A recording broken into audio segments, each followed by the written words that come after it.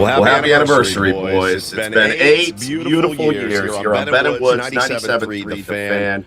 Great to be in here with you this morning. Yeah, I'd say we were a little bit worse for wear after yesterday's game, but we are here. We're fired up. We've got some beautiful ladies in the studio. We wanted to do it big for our anniversary show. We got a couple of girls that we found yesterday that are willing to do what it takes to make it in the radio business. So we will see what happens this morning. We're bringing it back to 1993 radio, all right? Which is what we've kind of always wanted to do. But welcome in, everybody. I'm Woodsy. Paul Rindle's our executive producer, not our sound tech, by the way. I overheard yesterday. Guy walked up to the table. I was digging out of something in my bag, and he's like, hey, what's up? Paulie's like, hey, how you doing?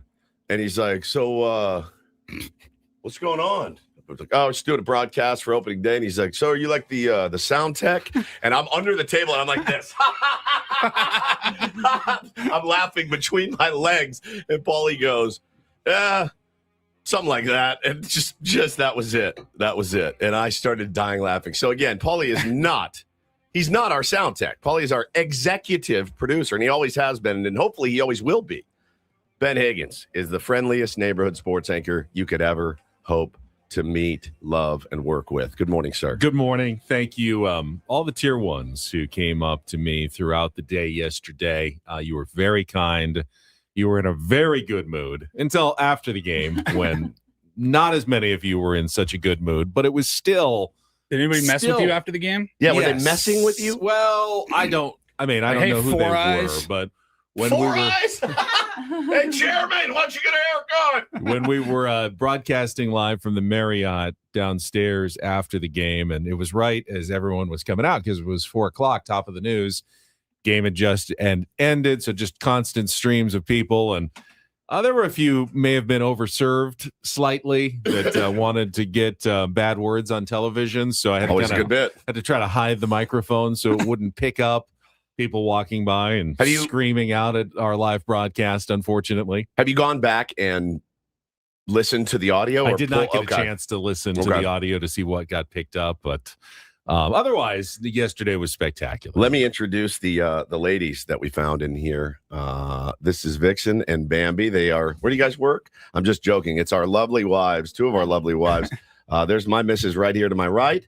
Hannah Jane Nancaro Woods. She is the owner-operator of Nancaro Realty Group. NRG moves you. A little plug for you. How are you? Why don't you get up on the mic? First timer here. I thought your dad was a broadcaster. Was he not? Honestly, it's too early for this. Okay. Let her find you a house. Don't eat her. Yes. That's your slogan. Don't eat me. Hannah, don't eat me. Let me represent you. Let me find you a home. And the very lovely Megan Rindle. Dressed in green this morning. Good morning, my dear. Hi, I'm here. All right. Everyone's sounding good this morning and feeling great. Hello, I'm here. It's great. Happy to be here. I overindulged, and there is just no other way to look at it. I saw it happening in real time during the show yesterday morning. Once I get started, it's hard to shut the mother down. I was in such a great mood. The vibes were so good. Was so happy about the team. We got tequila flowing. I got my Santo tequila shirt on. I'm a big fan. I love Sammy Hagar. Guy Fieri's pretty cool, but I'm a Sammy Hagar guy. And guy gave me this shirt, and I put it on. I go, I love this shirt. Santo tequila is my new bit. A guy gave you that. A guy, not guy. So then we go to the tailgate after. And Corey Stewart's there, man, and he has got the sangria, and he is pouring it up. It is flowing, and let me tell you, this is like hooch. You drink it, and you're like, bro, tastes so good. Give me I'll just take another one, and then you're like, fill it up, man. Yeah, I'm great. Next thing you know, the world is spinning. You're happy, you're smiling, you're having the time of your life. Then the screwball shots come out. Then our boy Ben Varela, who we were at fantasy camp with. He goes, he's a lunatic, and I love him. He's like, come here, man. Talks real fast. Hey, come on over here. Get a couple glasses. All right, yeah, what do you got? I brought this whistle. Don't say nothing. Just shut up, man. I got this whistle pig, really, really nice rye. Oh. And he was like, get a glass. So he pours me a glass of whistle pig. I swear he had it in the inside of a jacket. Bro, yes. Kind of flashing it hey, you want some of this? Y'all want some whistle pig? And he opens it up. and he pours me a vat of Whistle Pig. And so I'm like, down goes the Whistle Pig. And man, next thing you know, Hannah's like, we got to go. Let's go. We got to get to the game. I want to see the stuff. Yeah, right. So we did. We go in. And it was an interesting decision on my part, I thought. But I thought the timing for it was right. When Hannah's like, should we go to our seats? I go, let's go see what's cooking in the old Odyssey suite. And we went up to the Odyssey suite and we made ourselves at home. It was a carnival. It was a nest show. It really, really was a nest show. Now in the suite, I switched immediately to water. Immediately. I don't need them to send me a bill for 14 Coors Lights or something. So I just went right to water. And we stayed, and we will get into the game and how horrifically disappointing it was. I was very disappointed. I will not be using one of my 10 chips today, though. Today is a day of celebration because for the last 8 years, this show has pretty much been on an upward trajectory, a rocket ride. The three of us together, of course, you guys, our wives, couldn't do it without you. Mm-hmm. Wouldn't have done it without you. In my case, certainly my wife forced me to do it.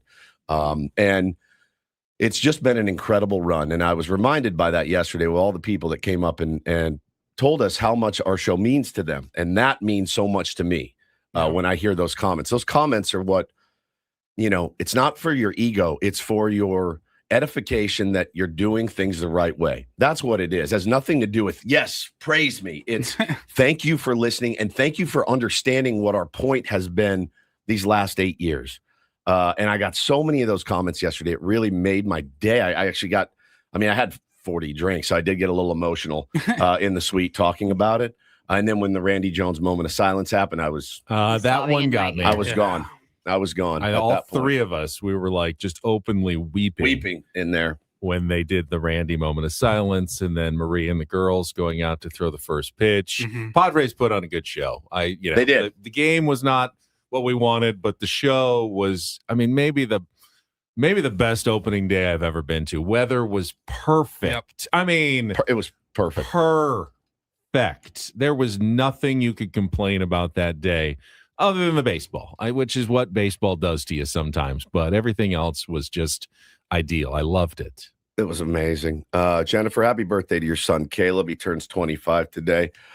Jax SDSU says, this show saved my life. Now that is, you get comments like that, it makes your day. And I'm glad you're here, Jax, with us this morning. But yeah, man, we're just going to have some fun today and celebrate and think about some of the old days. And I had everyone in here look in their phones for what's the date today? It's March 27th, 2018. And we pulled some pictures from that day. It was our very first show. It's funny, we don't have a picture of us in the studio on our first show, probably because we didn't think it was going to last. So we're like, why would we take a bunch of promo pictures? The sweet Bo. The first, you got the pic. That's my son Bo on the day we started this show. That's how I met Bo. Yeah. That's how old he was. Oh my God. Benny and I, that was first week probably. That was early on. Portly Ben, Portly Woods. Pre-SD fat loss. Remember when I had to wear a tuxedo all week? Yeah, he did. Well, you didn't have to. That was like the second month of the show. You decided that. Oh my God. You decided that it would be fun for a brand new show to engage in plugola right out of the chute. He was literally breaking the law. It was a bit. And I remember him coming to us, Paulie, and going, hey, so these guys gave me a tuxedo. J&D Custom Clothiers. And he said, I told them I would wear it on the show. I go, that's illegal. You can't do that. And he goes, well, I already told them I would. I go, but I looked at him and I go, what's the bit? And he goes, well, what do you mean? I'm just going to wear a tuxedo. And we weren't on camera then. I go, why does anyone care? I go, you're literally just doing this because they gave it to you. You are lucky you're not in prison right now. Like you should be in jail.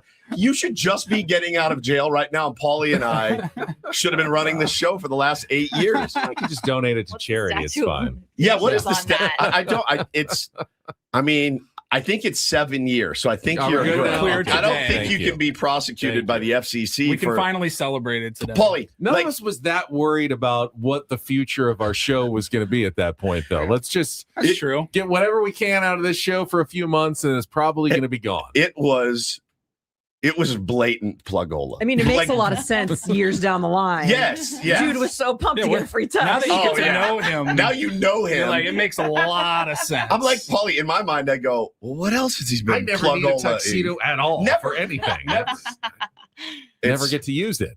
And, I just remember, I remember walking into an entirely new arena for me with two absolute strangers at that point. I think the funny thing is I think how long after our very first meeting when we had the beer together did we start the show? Wasn't it just a couple of days? Yeah, less than a week. I think we met on a Wednesday and maybe we started. I think we started on a Wednesday. Okay, so we probably met Thursday, the previous like that Thursday or yeah. Friday. We spent some time over the weekend talking and I remember getting to know each other. That Friday, heading into the weekend before our show started, I did not know Woods, and I had been working with Ben for daily for a few months, and I had seen, we'd worked a couple of times off and on here and there, but I had never met Woods. I followed him on Twitter at some point. He was the guy that just kept retweeting Yankees crap into my timeline. But honestly, what did you think of him? That's a little like that was. I was like, this guy loves baseball, and that was it. But compared to like we the never other interacted. crazy ones you've met. Well, see, and I knew about Paul because he worked with my ex-partner for a very, very, very, very, very, very, very, very, very, very short time.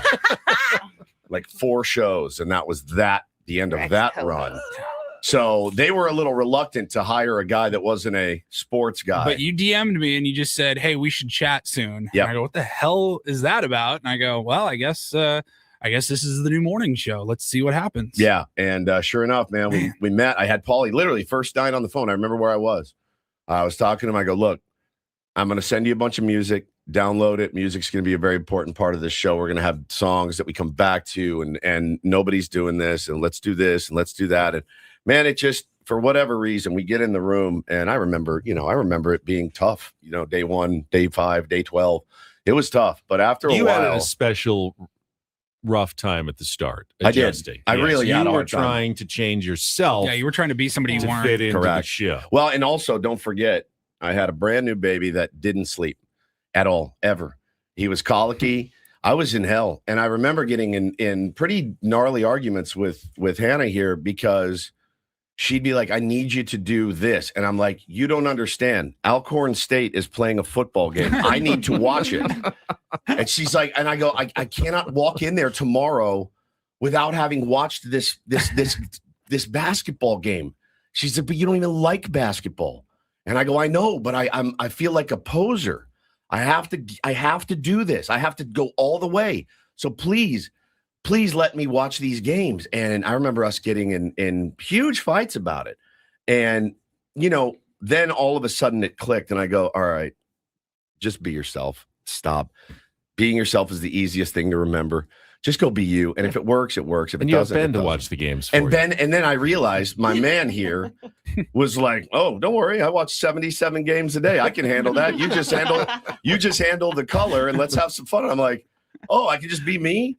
And then Paulie, of course, like Paulie and I worked so closely together the first well, we always have, but the first 6-8 weeks of the show, we were grinding every day. I'm like, "All right, let's do this and this sound and blah, blah, blah." And then once we started celebrating all of our mistakes is when we took our show kind of the next level. We got to know each other and we did some bonding things early on. It was really important. So I've had such a great time. And the audience, obviously, we say it all the time, the best in the business. It's not even close. No, I agree 100%. Obviously, we have a lot of support from our families Yeah, as well. lots. And with that in mind, I want to go to line 1 here and say good morning to one Gary Woods. Hello, Gary. Hi, Dad. Good morning, gentlemen. How are and you? ladies? I'm well. Hi, Dad. How are you? We're doing good. How you feeling? Everything good? Everything good. As Bo would say, I'm being a community helper today. Attaboy. Yeah, he's a community helper. But wanted to wish you three and Hannah and Megan, it's okay. Megan and Shell super, super happy anniversary. You guys, I'm so proud of you and been a tier 1 from day one and love the show, always will, and be a constant listener. Thank you, Papa. Thanks, Gary. Thank you, Gary. Love you, man. We'll get you a nice certificate for community helper. Ben could probably get you a tuxedo if you want. Well, we know Gary. He'll say yes. He knows we're the guy. from the same yes, cloth. yes, you are. Yeah, for sure. You are. I can sign something that says tier 1 for life if you like. Done. That's easy. That's easy. We love you, Pops. Talk to you soon. Love you too. Happy anniversary. Gary. Thank you, Dad. Bye, Dad. That poor sap has taken both of my kids in July for a week. Again, both of our kids get back today. They've been gone for a week. I'm really ready to see them. You're going to be leaving early to pick them up. And then I'll get home and they'll be there waiting. So excited. I've been with them in a week. I'm losing my mind. That'll last probably 30 minutes. Be like, you guys want to go back to your grandparents? Or, but no, man, it's going to be good. It's going to be good. I wanted to ask, did anyone try any of the new food items at Petco Park? Yes, I did. Mrs. I tried Woods. the pretzel bites, the churro pretzel The bites. churro, the little mini pretzel nuggets with churro powder They on them. were delicious. Oh, they were nice. delicious. They And give you like, was it what do you get with it for like a Like dip, that dipping like a frosting sauce? or yeah, something? like frosting with Yeah. a little bit of cinnamon in it. It was so dank. so don't say dank, number one. Number two, It sounds dank though. so A sense and didn't say dank. we're walking down the street. She took them out, by the way, which I didn't know you could take food out. Sure you can. You can. I know. He Yeah. goes, stop. Stop, You're not stop. allowed to take those out. I'm like, You can what? even take food in. That's actually one of the things you can take in and out of Petco Park. And So why wouldn't you be able to? I don't know, because everywhere I've ever been, it's Not hey, finish beer. that before you leave, right? It's not Everywhere. like you can't take alcohol out. All but right. You can take everything Finish else. that before you finish those pretzel bites before you go. We can't have Have those pretzel out bites on the on the streets of San Diego. My I don't goodness know. gracious. Well, I'm walking, and she's just housing these things at this point. Every last House. one. I didn't get one bite. No. She just housed them, and then I go, "You done?" And she goes, "Yeah." I go, "Did you finish?" She goes, "No, I saved one and threw it away. Just one." She threw one away. She didn't want to be a glutton. I had such a great time yesterday, though, man. I really did. And again, for them to come out and they really let the air out of the balloon very early, very early. And They did. Right. now that I sit here and think about it, I go, you know what? Better than doing it in the 8th. Just do it, get it over with. The air came out pretty quick at Petco Park yesterday, but man, Petco showed up. The Padres fans showed up. They always do. They were loud. They were proud. It was a beautiful day, regardless. Just one L. Just one L, and we can start talking about it when we come back. There's certainly some things to break down. I know people are concerned, especially about the pitching performance of Nick Pivetta, but we will talk about all of that in the first day of the baseball season, which is a rite of passage every spring that we tremendously enjoy on this program. We will get to that. We'll set the menu for our anniversary edition. We got some guests coming up on the show today. We're all a little tired. Maybe hungover, as you probably are as well out there, San Diego. If I have You went hard yesterday. any judge of what San Oh my Diego was gosh. up to, so let's You went hard. Let's all speak somewhat quietly this morning. Yeah. Hushed tones, and just get through this and get to our weekend here with Ben and Woods. Get our first check of traffic on San Diego's #1 sports station, 97.3 The Fan. We'll be right back. First, though, I want to tell you about my friends at Trajan Wealth. David from Trajan Wealth was with us in the Odyssey Suite at the game yesterday. Always good to see him. He has really helped me dial in my retirement plan, of which I didn't really have much of a retirement plan, but now I do. Thanks to Trajan Wealth. They can help you navigate all things like market swings, inflation, healthcare costs. Not do it on your own. It can be so overwhelming, especially with everything changing so fast. That's where Trajan Wealth comes in. TRAJANwealth.com. Their fiduciary advisors take the time to understand your goals, your risk tolerance, and your timeline. They're independent, so they're not locked into one product or one approach.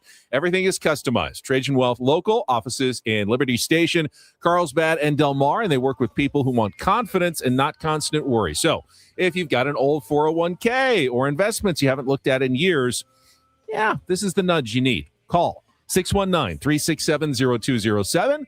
619-367-0207, or just go online to TRAJANwealth.com. Again, everything begins at TRAJANwealth.com. Trajan Wealth, Plan smarter, dream bigger. Advisory services through Trajan Wealth LLC, SEC registered investment advisor. Client, paid advertisement, additional disclosures at TrajanWealth.com.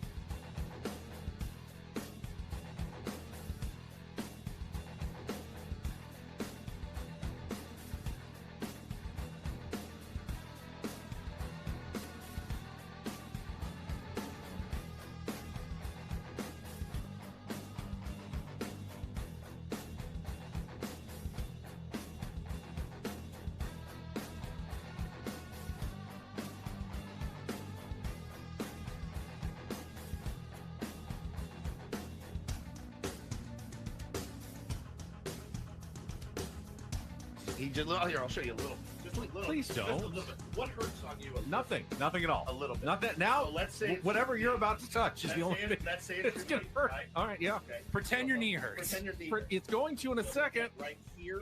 Oh, that is not pleasant. Hey player, this is all yours. This room with this view. This speakeasy with this cocktail. Hey, could you make that too? The spa with this. Ah. And this pool on this roof. This is all for you. The all-new Humul Casino Resort, now open.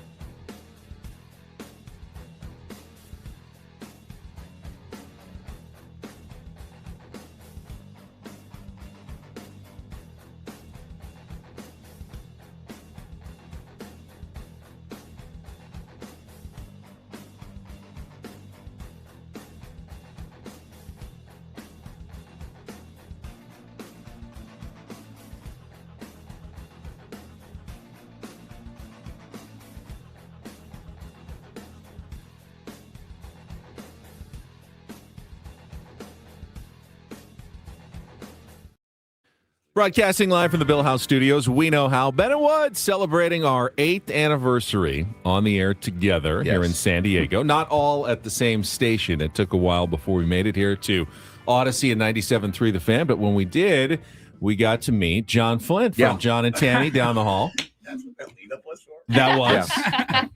I have to segue somehow, John, to everything. But Johnny can't not. Johnny here on Friday to celebrate our anniversary. He's brought bubbly. He's got the bubbly. I love you guys. He wants to pop the cork on the air. Nicely Oh. done. It's not spraying everywhere. Do we not have glasses? No champagne flutes. We're just passing this around like I've got hints of almond in there. Is that right? Yes, Yeah, it's hints the of finest almond. almonds California can Actually muster. delicious. It's actually really. That's like the. What are we, high school kids like the behind, best. behind the stadium Oh, man. passing around Awesome. one bottle of champagne This is to awesome. everybody? Hey guys, happy anniversary. Love you, Johnny. Thank you, buddy. Johnny. Appreciate it. That's really I good. need, that is I need delicious. fancy champagne flutes. No, I need flute it. Drink it. Take it to the dome. Wilson Creek goes right to the dome. It's delicious. Cheers, that's actually quite good. Yeah. Cheers.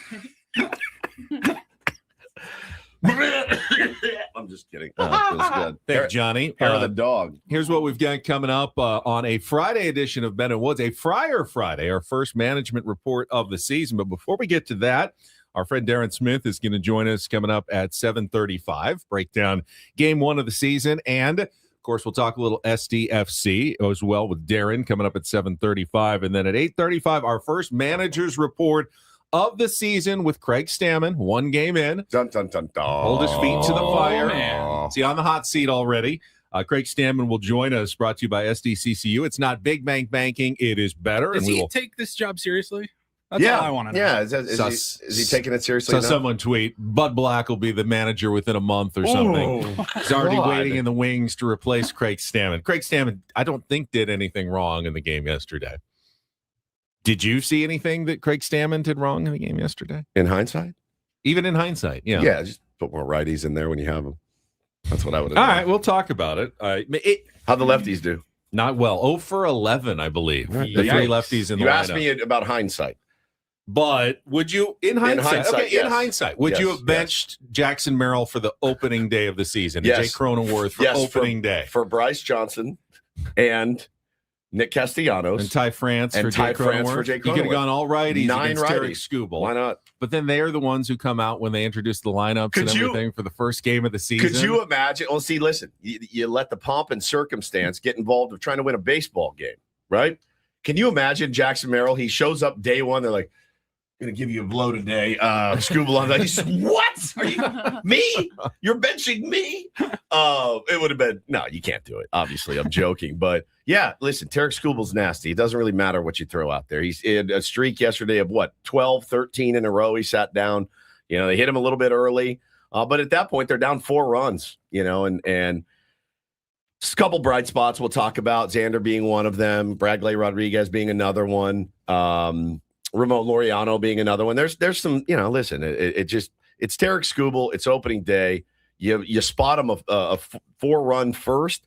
You can't crawl out of that hole against that guy. You just can't. I mean, I felt it like, yeah, this game's probably over when it was 4-0 in the top of the first inning. And then when it was 8-0 in the top of the third or whatever, it was like, all right, let's take it to the house. I mean, you know, it was terrible.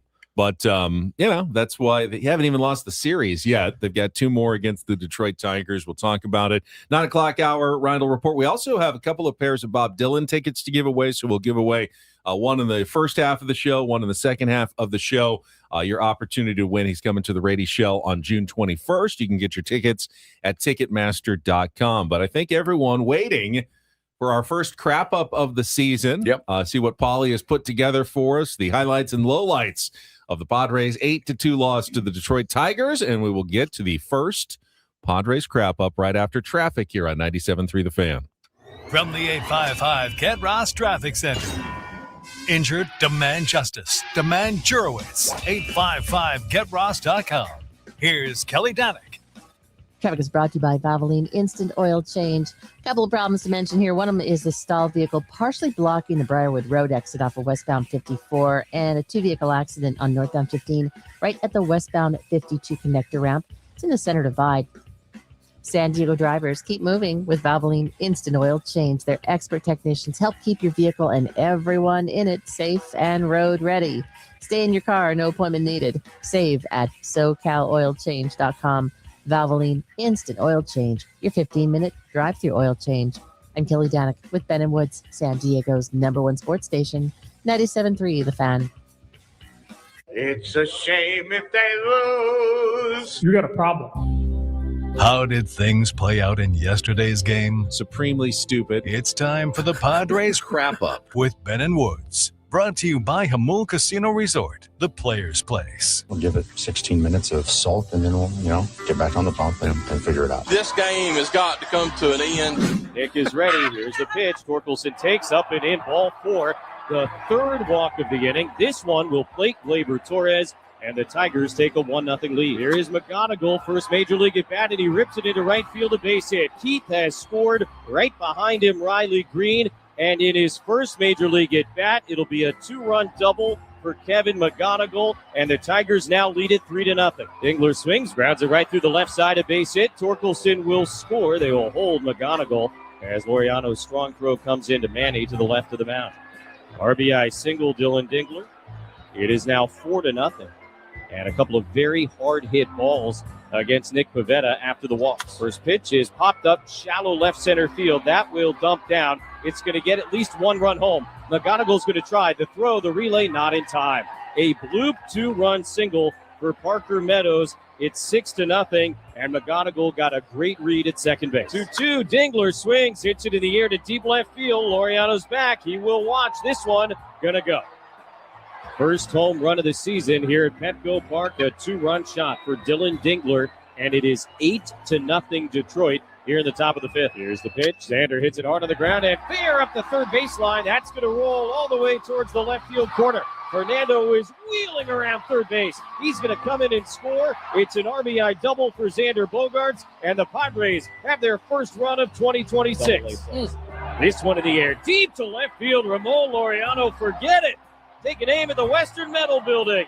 And the first Padre home run of 2026 belongs to Razor Ramon. It's 8-2. Cronenworth waiting in the left-handed box. Vest is ready, and the pitch. Jake swings and misses, strike 3, and a strikeout to end a 1-2-3 ninth inning as Will Vest buttons this one up, and the Tigers beat the Padres 8-2 on opening day behind 6 dominant innings from Tarek Skubal. Probably just the opening day overexcitement, and first game back is always a tough one for every pitcher. And when you get tasked with pitching opening day for the first time, there's just a lot of emotions that go with it. And it wasn't his best day today, but he'll be good for us the rest of the season. All right. Well, there it is. Paulie, excellent work with some great new additions to the Crap Up. Work on the Crap Up, I guess, this weekend. Won't need it today, or hopefully these guys Glad I didn't break my back, Bro, yes. I mean, what if you had put in an hour on the Crap Up and it just sits there? But man, it stunk. And walking in runs in the big leagues in the first inning with your opening day starter, not okay. Not okay, not ideal. That's what happens in Bo's league. They walk in runs in the first inning with their best pitcher. And like you mentioned earlier, well, great, man. He goes and gets the first guy he faces yesterday. None of those pitches were close. He was amped, and the leadoff hitter was amped. Kerry Carpenter swinging at everything. And then after that, just couldn't find the zone, man. He called it, Nick Pivetta after the game said, felt disjointed, just couldn't. Even when Ruben Niebla came out in the first inning, like, hey, dude, you're good. Get back, do this, you're fine. Then went out and walked the next guy on 4 pitches. You rarely see that when Ruben makes a mound visit. Usually that locks guys in, at least for a little bit. Now, Nick Pivetta still had his swing and miss stuff. He struck out the side in the first inning. He's got good movement. He's got, the good fastball, the good breaking ball, which ultimately I think will mean that Nick Pivetta is going to be okay. Yeah. But what truly makes pitchers effective in the big leagues, and Tarek Skubal is the prime example, is you work ahead in counts. You get guys 0-1, you get guys on their heels, and if this guy can't throw a strike, it makes it so much easier. So, he walks the first run into the game, and Kevin McGonigal comes up for his first major league at bat. And you've got to feel like in that moment, kid's got to be pretty nervous. You know, it seems like he's got a good head on his shoulders, but one of the youngest players, maybe the youngest player in baseball, certainly on the Tigers roster at this point. But he can go in going, this guy absolutely needs to throw a strike. He's going to throw a strike to a rookie. It's a rookie. My first AB. He probably thinks I'm going to take here because it's my first at-bat. So he's going, I'm going to look inside fastball. Brilliant. And I'm going to turn on it if I see it. And he did. I mean, what a great plan going up to the plate by a rookie in his very first game in Kevin McGonigal. It's next level thinking. And again, you know, this isn't high school ball where, man, you never swing at the first pitch after a guy's thrown 4 straight or whatever. In the pros, and knowing full well, I'm a rookie. He knows I'm going to go up there and see one. My first AB, he knows I'm not going to hack first pitch, and he got ambushed. And it was a really good approach by a really good young player who had himself quite an afternoon yesterday. What's that? You want to turn your mic on? Talk up the value of your card. I think Kevin McGonigal. I think his play. Did you go home and sell one of your Kevin McGonigal cards yesterday? I just heard his name echoing in my head when we got home. All I shouting about. All I did was go home and just lightly finger all the cards that I have of him. Kevin McGonigal wasn't the only rookie yesterday. There was a ton of them that had big games. J.J. Weatherholt homered for the St. Louis Cardinals. Ring the bell. Hey, thank you. Yep. Benj with the Mets. Benj hit a Benji or Benj? Benj hit a bomb. There were a couple other guys who did some good stuff on their first games yesterday on the big league level. So some of those young kids coming through, but none bigger than McGonigal, who went 4 for 5 with 2 doubles, 2 runs scored, 2 RBI in his major league debut. A little unlucky for Nick Pivetta in that third inning. His blooper falls in, but you keep walking, guys. Yeah. And that's going to happen. That's, Tarek Skubal's got great stuff, but what makes Tarek Skubal so effective, he's got the lowest walk rate in baseball. Yeah. He does not walk guys. He does not put himself into bad situations. Padres had a chance in the first inning, got a couple of hits off of him because everybody's going to give up hits, but he didn't compound the problem by walking anybody on base. And then, had a lefty come up in Jackson Merrill and got a change up in there. Jackson was overwhelmed in a lefty-lefty matchup. And then you got a hard ball to the shortstop or second baseman. But that was it for the inning. Padres were unable to capitalize. And once you felt like that, you thought maybe if they got 1 or 2 in the first inning back, it could be a game again. Once they didn't get any back, you knew it was probably going to be a long day, that Tarek Skubal was going to settle in and probably go 6 innings, maybe, shut out, maybe 1 run, ended up giving up the 1 run on the Xander Bogaerts RBI double, but you cannot put yourself in those kind of situations. Yeah, tough day for Jackson in the cleanup spot yesterday. 0 for 4, 3 punchies, and tough day for the offense. Again, against the Cy Young, the reigning Cy Young Award winner, Benjamin. They were 0 for 6 with runners in scoring position. So that's how we're going to start the year. 0 for 6, RISP, left 7 men on base. And again, our pitcher walked guys, their pitcher didn't. He was in dominant counts. I mean, he just pounded the zone yesterday. It went 6 innings, 3 hits, 1 run, not earned, 6 strikeouts. So nice day for Cy Young. Yeah, but I like the way that Xander swung the bat. Yep. Obviously was very good.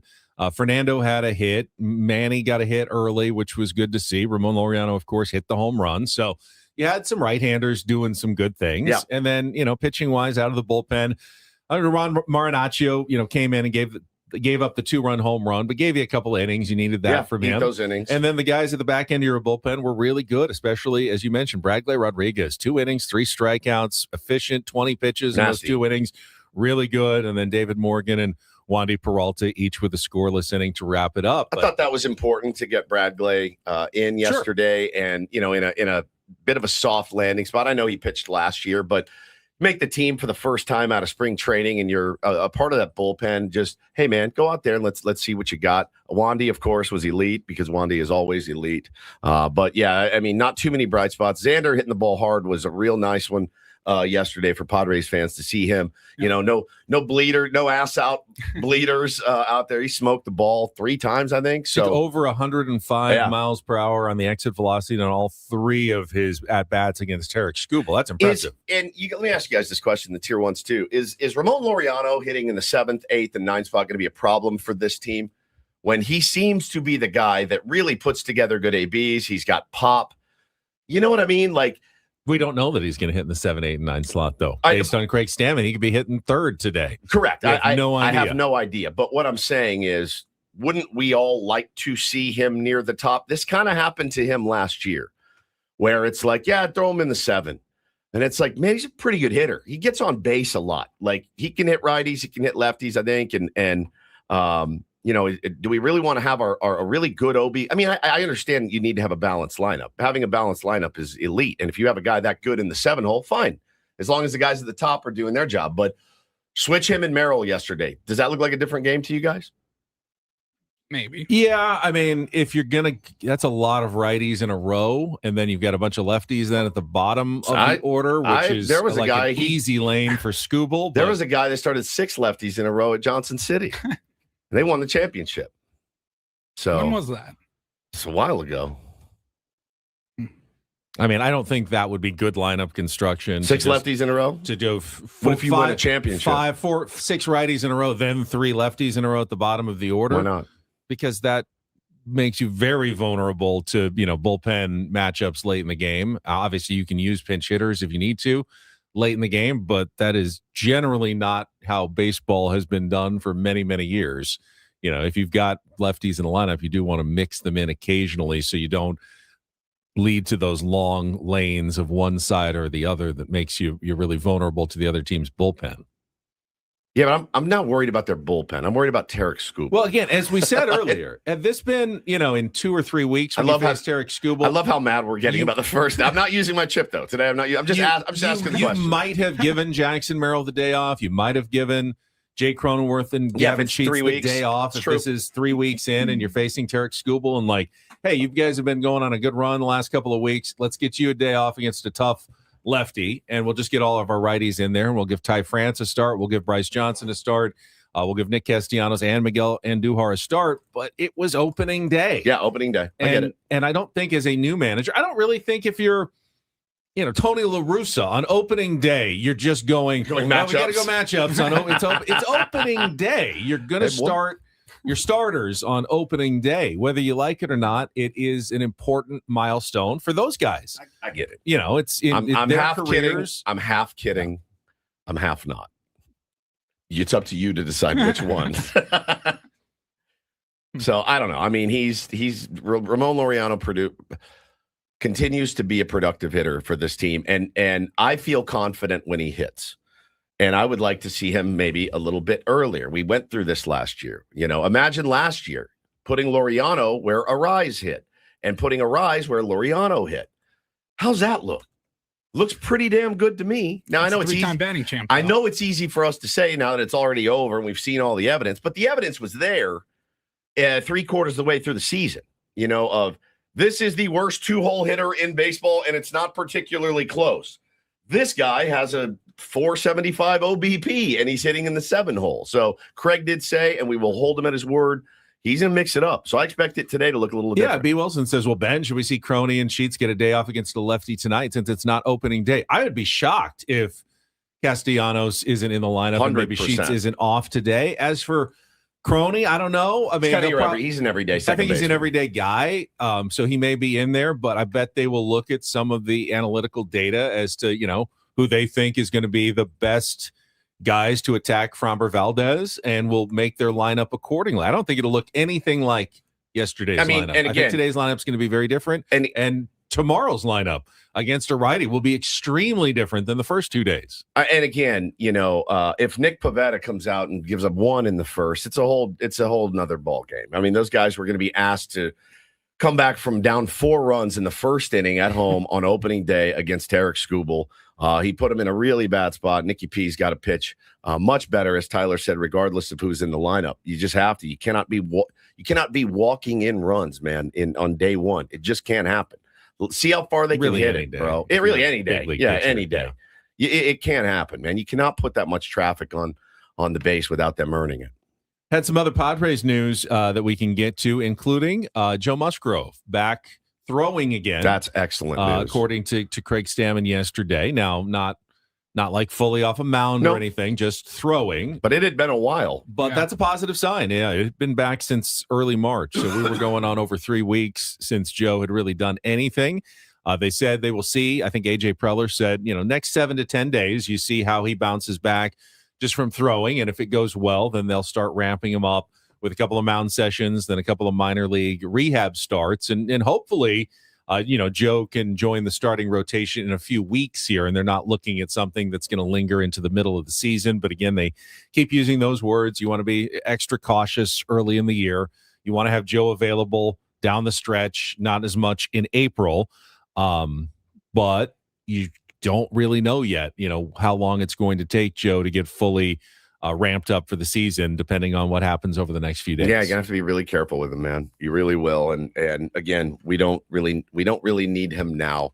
He's most important in July, August, September, I would imagine. He did depending on how we do. He did get another MRI, they said. Good. Which a couple of weeks ago that didn't show anything of concern, other than he's had Tommy John surgery, which you're going to see that in an elbow. But doctor said we don't see anything particularly wrong. This is just the normal difficulty in start and stopping when you're coming off a major surgery and getting going again. So I think that's got to be somewhat encouraging news for the San Diego Padres, because I think we were all kind of nervous about what it's going to look like. Joe's so important. The ovation that he got when they introduced the starting pitchers out in the bullpen, one of my favorite moments of opening day yesterday, just knowing that, I hope and expect him to be a part of the team this year. It was tough going all year last year without Joe Musgrove. Don't want that to keep lingering, deep into the season. Would love to see Joe, hopefully sometime, like in May would be fantastic. I agree with you. As we're I wanted to switch it up here. As we are looking back on 8 years as a show today throughout the morning, you heard a little snippet in the opening to the crap up. Yeah. I thought it was appropriate if we just went back and revisited. Now, this was here at 97.3. Yep. I don't know, a week in, 2 about a weeks week in. You had Woodsy had an endorsement, an appearance out at Vaughn's up in North County. Yeah, for Dietz and Watson. That's right. Dietz and Watson was Lunch a big player meats. on the Ben and Woods show Huge. early on. Dietz nuts, remember that? And so you're standing out front, like where the shopping carts are. Yep. In front of the Vaughns, Yeah, and just this behind the stranger table. just walks up to you. Yeah, this beautiful man. I don't care if I never come back. So it's root for the Padres.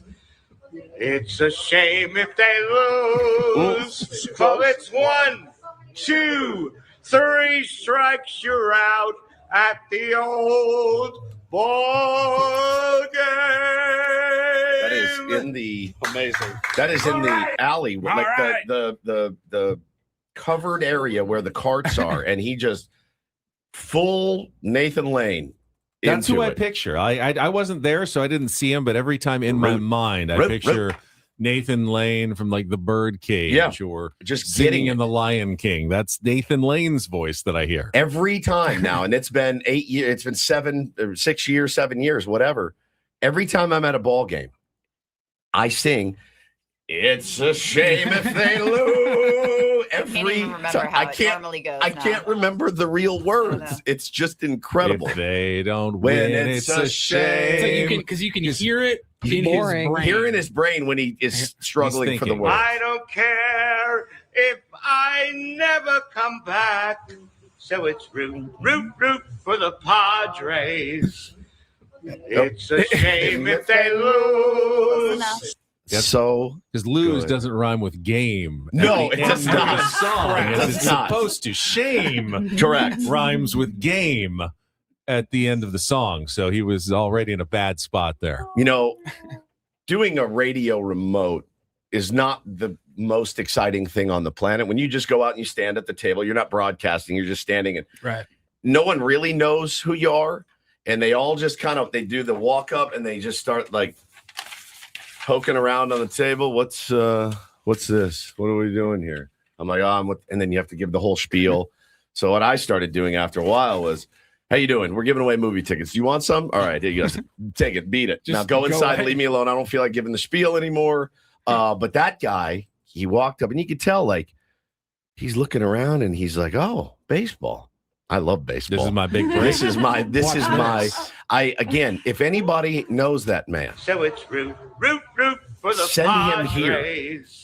I want him singing our Christmas and holiday extravaganza songs because I know he'd knock it out of the park.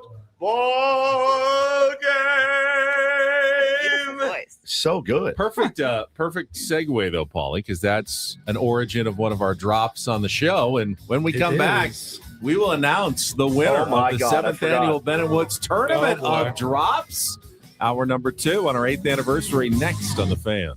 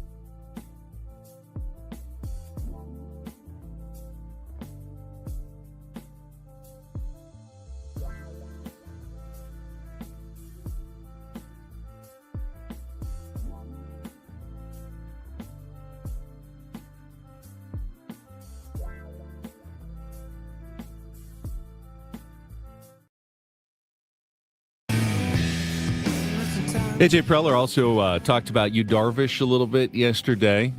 Just some very high praise for the kind of person that Yu is, discussing what it means for him to go onto the restricted list this season. We talked about it earlier this week when, really yesterday was kind of when the news dropped about Yu Darvish, and AJ confirmed that he's pretty much going to be on the restricted list all season long. Not going to get paid in 2026, and then they will reevaluate in 2027 based on how Yu Darvish feels going forward and what he wants his next steps to be, based on how his arm recovers from the Tommy John surgery. And again, that was a decision Darvish made on his own, right? He did not have to do that. He's Correct. under contract and he's hurt. He could have taken every dollar He's entitled this season. He's right? entitled to every dollar. Because you don't typically see guys do that. No, you really almost. I can't actually think of another one. Can you? I don't think so. I mean, other than Yu Darvish, who did it a couple of years ago when he, for personal reasons, left the team. And the Padres were very willing to pay him, and he said no. And I'm sure they, expected to probably have to pay him this time around. Now, you will be around early in the day sometimes, Yu Darvish, to continue using some of the Padres facilities for rehab, which he's allowed to do. Okay. I don't believe once 2 hours before the game or whatever. He's got to bounce. I think he's got to leave. That's so sad, Oh, man. really? Yeah. Like it's like a suspension? If you're on the restricted list, you just can't. You're not on the 40-man. You can't be. It's like in Moneyball when they go, I can't have too many guys in the locker room if you're not on the roster. So I guess you don't want a bunch of injured dudes. It's Yu Darvish. I was gonna say Yu Darvish. I think you make an exception. if you're on the injured list, you can be there. But on the restricted list, you can't necessarily be there. But he will still be. A lot of stuff happens long before the game, so he'll still see some of his teammates. But he also wants to spend time with family and give them their you don't want to be lurking around. The sense I got from AJ Preller is he does not want to be locked into the Padres rehab plan. Like the team doctor, all right, Monday you're here for 6 hours doing this, and Tuesday this and that. He wants to be a little more on his own and have some freedom to pursue what he wants to do. And he felt like the way to do that, the right thing to do is to just go on the restricted list. And then the Padres really can't say, well, you have to do this. No, I don't have to do anything because you're not paying me this year. It gives him freedom and flexibility. Yeah. And obviously it does save the Padres his salary for this season. But AJ also said, this is not unexpected. We've been planning with this all off season for you. So we have already, not necessarily, he didn't say we have already spent that money, but it's definitely accounted for in what the Padres were planning. This is not found surprise. Oh, we've now got instantly $15 million more to spend than we thought we did last year. Boy, a lot of hot takes were flying in about Yu Darvish a couple of months ago, weren't they? Just flying around on Instagram and Twitter. And boy, enjoy that S sandwich now. You know what I mean? Take it, eat it, swallow it, because Yu Darvish, as they said in the chat just now, one of one. That is a one-of-one human being right there, and did not have to do that. Did not have to let them off the hook. No, damn well I wouldn't be letting anybody off the hook. and really, frankly, he shouldn't have either. But that was his decision, and he made it. And I certainly appreciate that from him. And I think it's a very classy move, but I don't think it's a move that he had to make at all. We've seen it. We see it all the time in baseball. Like, nah, I'm not playing, but you're going to pay me every single dime that we committed. You and I, you handed me this contract. I did not bring you this contract. We mutually agreed. We mutually agreed on this guaranteed deal. Like, I didn't do anything wrong. I got hurt on the job, right? So enjoy those S sandwiches. You deserve them, because Yu Darvish is an absolute G, man. Just a stud. I mean, they could use a healthy Yu Darvish this year. Sure. With Nick Pivetta, as rough as the first outing went, and hopefully it was just a first outing thing, but if Nick Pivetta struggled throughout the year, that's a serious problem for the San Diego Padres. Oh, yeah. Big time. And, now I'm a little more nervous about tonight's game 2 with Michael King on the mound. He didn't have the best spring training.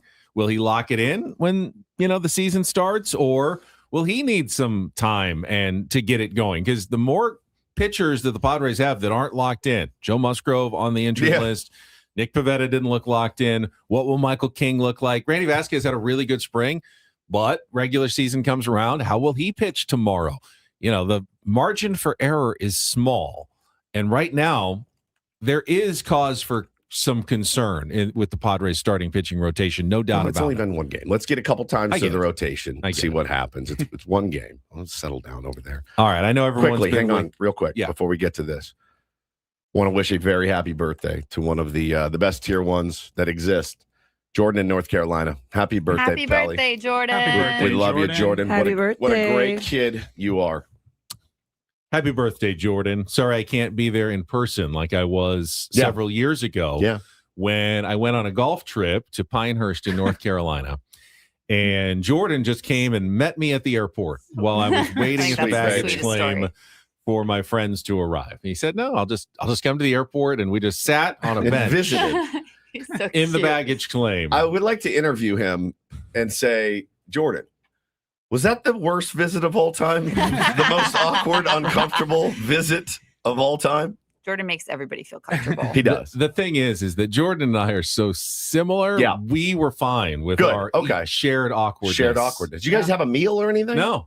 You just, sat next to each other on a bench in a baggage claim. Did you guys shake hands?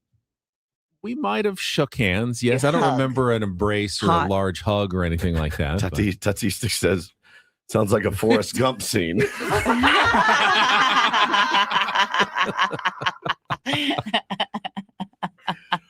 Ben's just like, anyways, that's all I have to say about it. That is kind of how I picture us, both sitting straight forward, just not really looking at each other, talking. Baseball like a box of chocolate. That is in. God, what I wouldn't have done to get some audio of that meeting. So, how's it going? Jordan says, yes, I shook his hand because I know Ben hates hugs. It's just incredible. Well, happy birthday, brother. We love you very much. Thanks for always being there for us. So all right, I know everybody's waiting. Oh, no. The results have now been tabulated. The Tier 1s have voted, and it is time to crown our 7th annual Ben & Woods Tournament of Drops champion. I've never made it this far. We announced the winners of the Final Four yesterday to set up the championship matchup. Paulie, if you would go through it, please. Yeah, let's just revisit. It's been a great tournament. I want to revisit the field of 16 teams as we honored the 16 best drops on Ben & Woods in the last year. Come crank your hog. You guys are the voice of San Diego. I don't have a sister. He's the guy that I pegged. Yes, I am the throat goat. Gobbler's Knob. It's so long and big, Donnie. Beaver Stadium. Fernando sneaks in the back door. Excuse me? Adolf Hitler. It's so stiff. Panties. What's up, Trevor? And they just tased dry. Oh, my gosh. There was your field. Any of those really could have won this year, I think. I mean, that's just elite. We said, how many times a year do we say that's a one seed? Yeah. That's a 1 seed. There were a lot of 1 seeds. However, we had to whittle it down. We narrowed it down to 2. One of them was a 1 seed.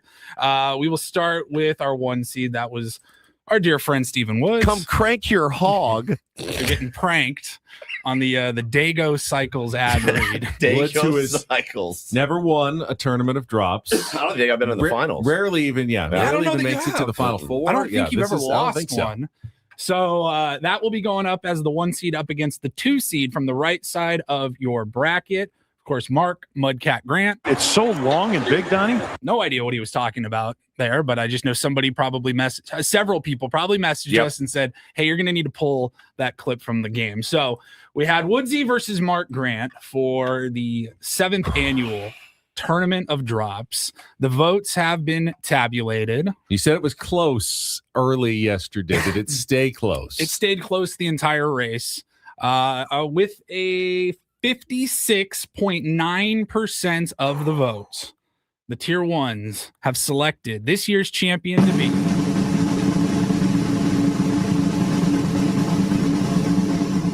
Come crank your hog. Wow. Congratulations, Woodsy. Congratulations, my friend. You are the winner. That backed up on me. I Come really crank don't want your the next hog. sip, then. I got to tell you, I so rarely make it. My drops, never really make it in. I say, some memorable things, but nothing like you. It's just the way that you say things, Benjamin. And so it feels good. I had 3 in the final 8, I think, and 2 of them got knocked out, and I thought that's going to be it for me. But I kept fighting, and I kept relying on the tier 1s, and the tier 1s came through for me as they always have. And I want to thank my wife. I mean, you have some good drops. Excuse me. I touch myself. All right, I touch myself. That was so Shut romantic. the f up. What was that? I don't know. Play it again. Shut the f up. That was close. That was a close one. That's very close. There's a beep there. I heard it. Yeah. God, I love Big D out there. Whoa. What? These are all. Never even heard that one before.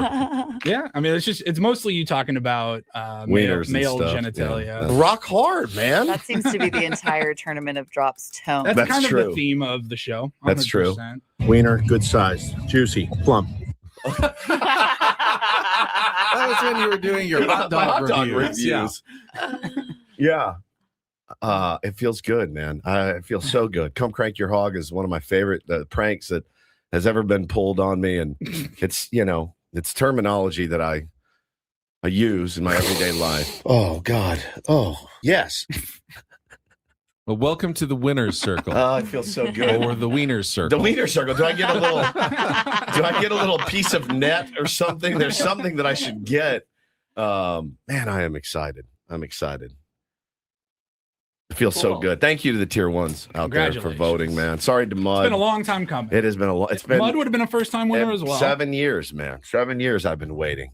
I'm a fat boy. I'm an effing fat boy. I have no idea. Oh my gosh. Boy, that SDFU one was real close. It's very, very. Someone asked if it was from the iPad guy, but I don't think so. No, it was not. It was not from iPad guy. I don't say it. Drops from that one. I don't say it twice. I don't say it twice, dude. Keep in mind, there's no off season. So the field for the tournament of drops, the 8th annual tournament of drops, begins at any time. It's Anything open. that we say at any moment could end up as an entry next year. So If you're going to say it twice, say the phone number twice. I don't say it twice, dude. I say it once. Oh my God, I didn't know. You're hearing what I said. You're hearing what I said. Put the other one on. There is no other one. That's it. The other one, this man, what we heard was you're on the horn. Bro, I don't give a what you heard. I'm sending you what was said. Whatever you think you heard, I don't care. Damn, dude. Like, you're out of your mind. I give you the evidence. I'm giving you the evidence. That's what was said on the radio. That's what was said. Like, are you kidding? I gave you what I said. I didn't say it again. Hey. I was a bit frustrated that day, a little bit on edge. I've changed it a lot. Not a lot, but I've changed. You've changed. I've changed. For the positive. I don't say it twice, dude. Yeah, I don't if you got in on time, I would have given you the iPad. I'm not hoarding iPads. I don't care. They didn't come out of my pocket. It was 10 years ago. It wasn't, yeah, it was 10 years ago. We were together. Yeah. When that happened. I think I probably called you after the show and was like, I think I screwed up. I think I messed up today.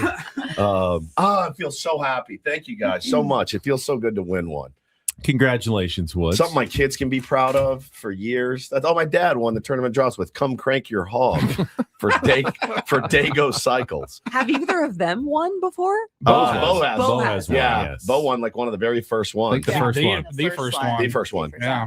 What was that? It was Bleep it you. F-U? I Bleep you. Yeah. Or nuts. No, I thought it might have been Bleep you. I thought it was bye-bye. Bye-bye. Bye-bye. I thought it was Bleep you on the first one. Bye-bye. Oh, sweet There was baby. that one. I'm grumpy now. He's so grumpy now. Cute. That's more like him now. That's more like it. Yeah. Bo, you're not supposed to say that. No, do not say that. He got it from the movie. Why are you watching a movie that says that in front of him? They said it. I've never seen this movie. The Town, you've never seen The Town? The Town. We watch it twice a day.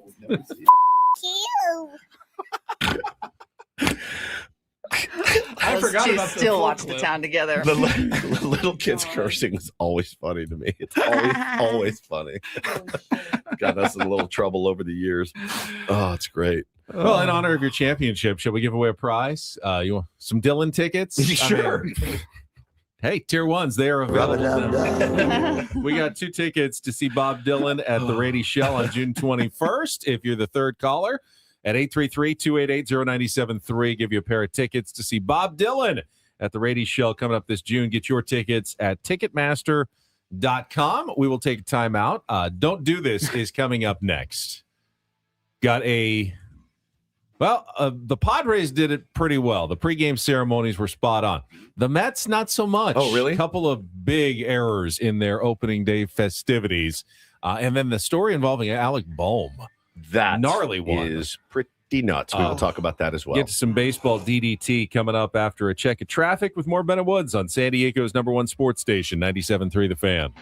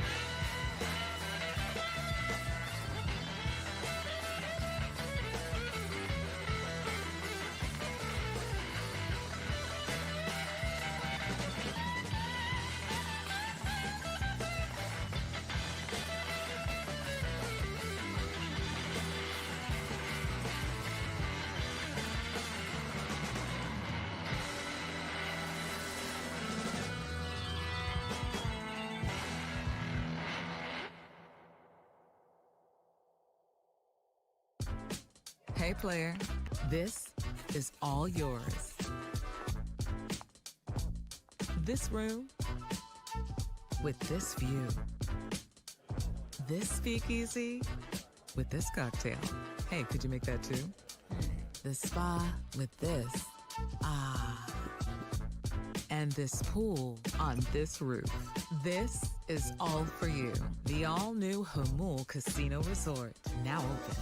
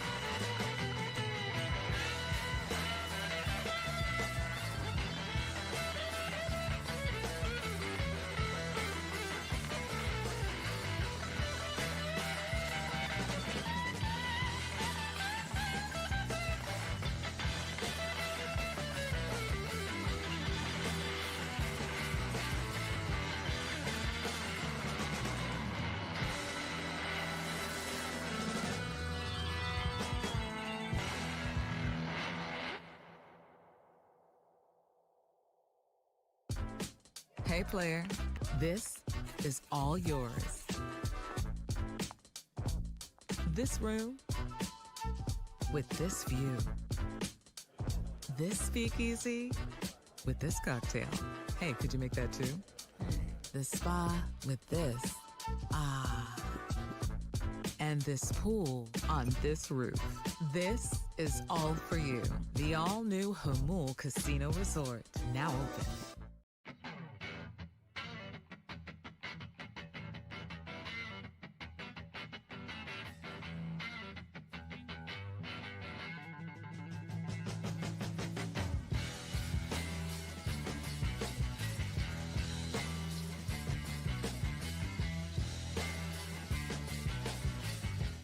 Could have had you do that live, babe, when you're in studio. You moron. You dumbass. A little girl came up to me yesterday and she goes, "Is this the one who says moron on the radio?" I'm like, "Oh, great. Yep, that's me, my beloved. We got Darren Smith coming up at the bottom of the hour. Yep. So let's get right to a little Don't Do This. What great pregame ceremonies and festivities at Petco Park. Didn't go quite as well at Citi Field, where the New York Mets were hosting the Pittsburgh Pirates. They invited one of the actors from Hamilton, the guy who played George Washington, to sing the national anthem. Okay. Feels like if you're, George Washington and you're singing the national anthem, you better get it right. Unfortunately, he did not. Whose broad stripes and bright stars through the perilous fight. Okay. So proud of me. Oh, no. We're so gallant. Oh, no. I mean, those words are correct, but Just out of what so proudly we hailed, we're so gallantly streaming doesn't make any sense at all. It's or the ramparts we watched, Now, and he could not come up with it. The guy's in Hamilton, right? So he's obviously top tier at what he does. You're on Broadway, and it just in one of the most famously complex lyrical shows of all time. Yeah. But it's a shame if they gallantly stream.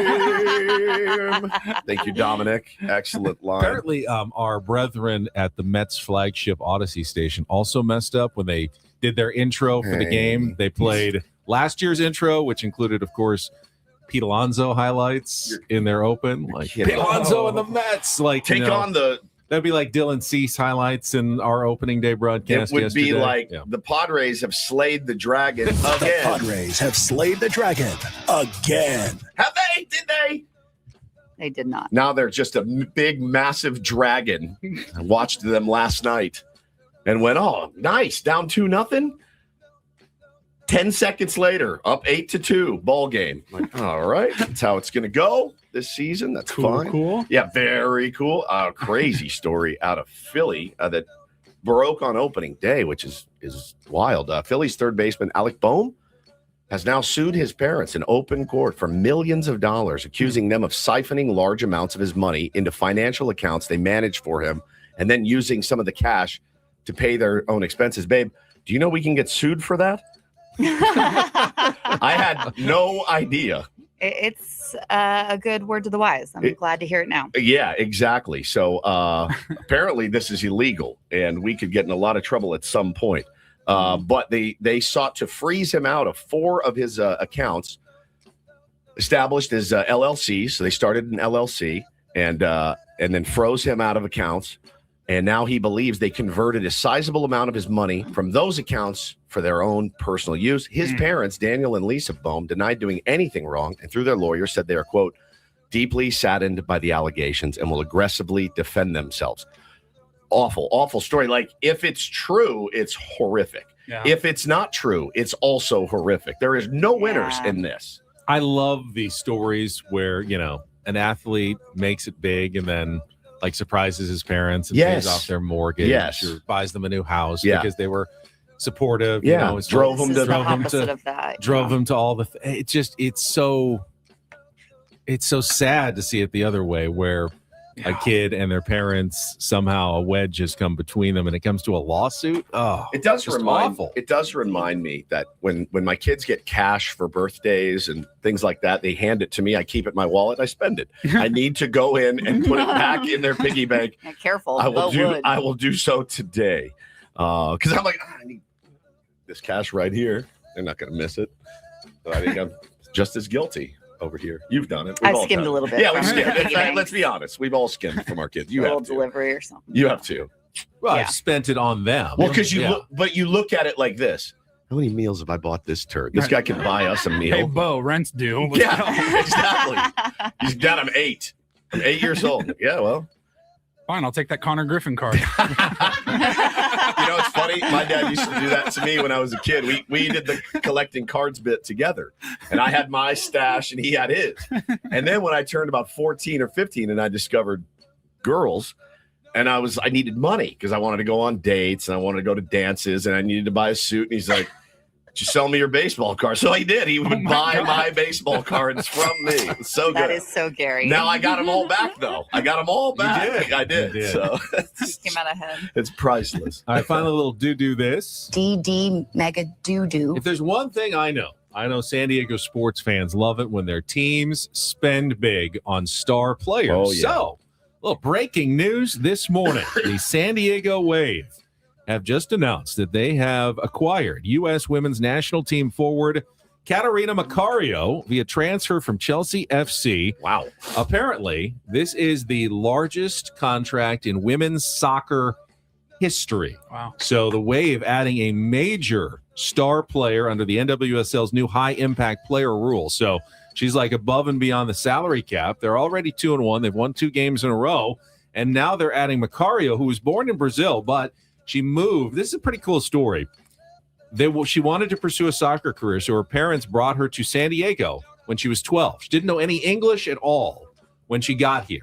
Started playing for like the Surf Soccer Club in North County, went to Torrey Pines, got a full ride scholarship to Stanford, where she graduated with honors, and then went on to become a member of the U.S. women's national team, has been playing internationally at Chelsea, but is coming home now and will play for the San Diego Wave on a contract through the 2030 NWSL season. So Incredible. Congratulations Well to the done, Wave guys. and Catarina Macario. They're going to have a news conference later this morning to officially introduce her and welcome her back to San Diego. San Diego soccer hotbed, guys. I'm telling you, man, people are now wanting to come play here. The money's good. The facilities are good. The people are happy. They're showing up. It's been really cool to see. And that is Don't and Do This for a Friday. That was Don't Do This with Ben and Woods on 97.3 The Fan. We can talk a little soccer with Darren Smith, who will join us for our weekly Friday conversation next. But, of course, we'll go through the Padres and what happened yesterday and his thoughts on opening day. All coming up next with Ben and Woods. Don't go anywhere. It's San Diego's #1 sports station, 97.3 The Fan. Gambling problem? Call 1-800-GAMBLER. GEGE 0000466. For a full list of games and rules, play at 7 Mile Casino. Visit 7milecasino.com. First, though, if you're looking for something to do this weekend, may I suggest you drop down to 7 Mile Casino. Saturdays and Sundays are a great time because those are the only days that Sammy's at 7 Mile, the restaurant, serves brunch. It's award-winning, best in the South County. Only available Saturdays and Sundays from 9 a.m. to 3 p.m. And then, once you're already there, check out the card room. Absolutely, man. Sit down, play some California-style blackjack, some Texas Hold'em, some Pai Gow, some Baccarat, and just have a great time at 7 Mile Casino. It's so close to Petco Park.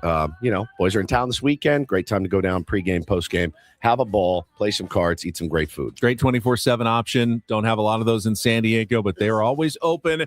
Whenever you're got a hankering for some cards, they know how to take care of their high-limit players. 35% off food while you're at the table. Brunch and cards at the same time. Yeah, you can do that at 7 Mile Casino. Just hop on the 5 freeway, head south to Chula Vista. It's right there on Bay Boulevard. 7 Mile Casino, just 7 minutes from downtown.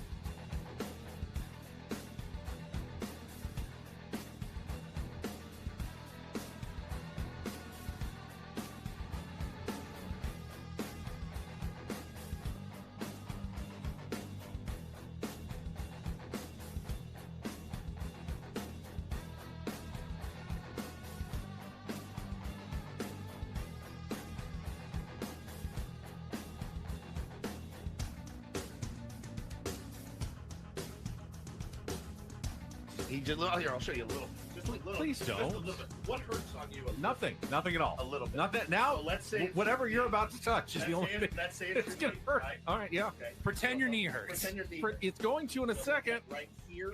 Oh, that is not pleasant. Hey, player, this is all yours. This room with this view. This speakeasy with this cocktail. Hey, could you make that too? The spa with this. Ah. And this pool on this roof. This is all for you. The all-new Hamul Casino Resort, now open.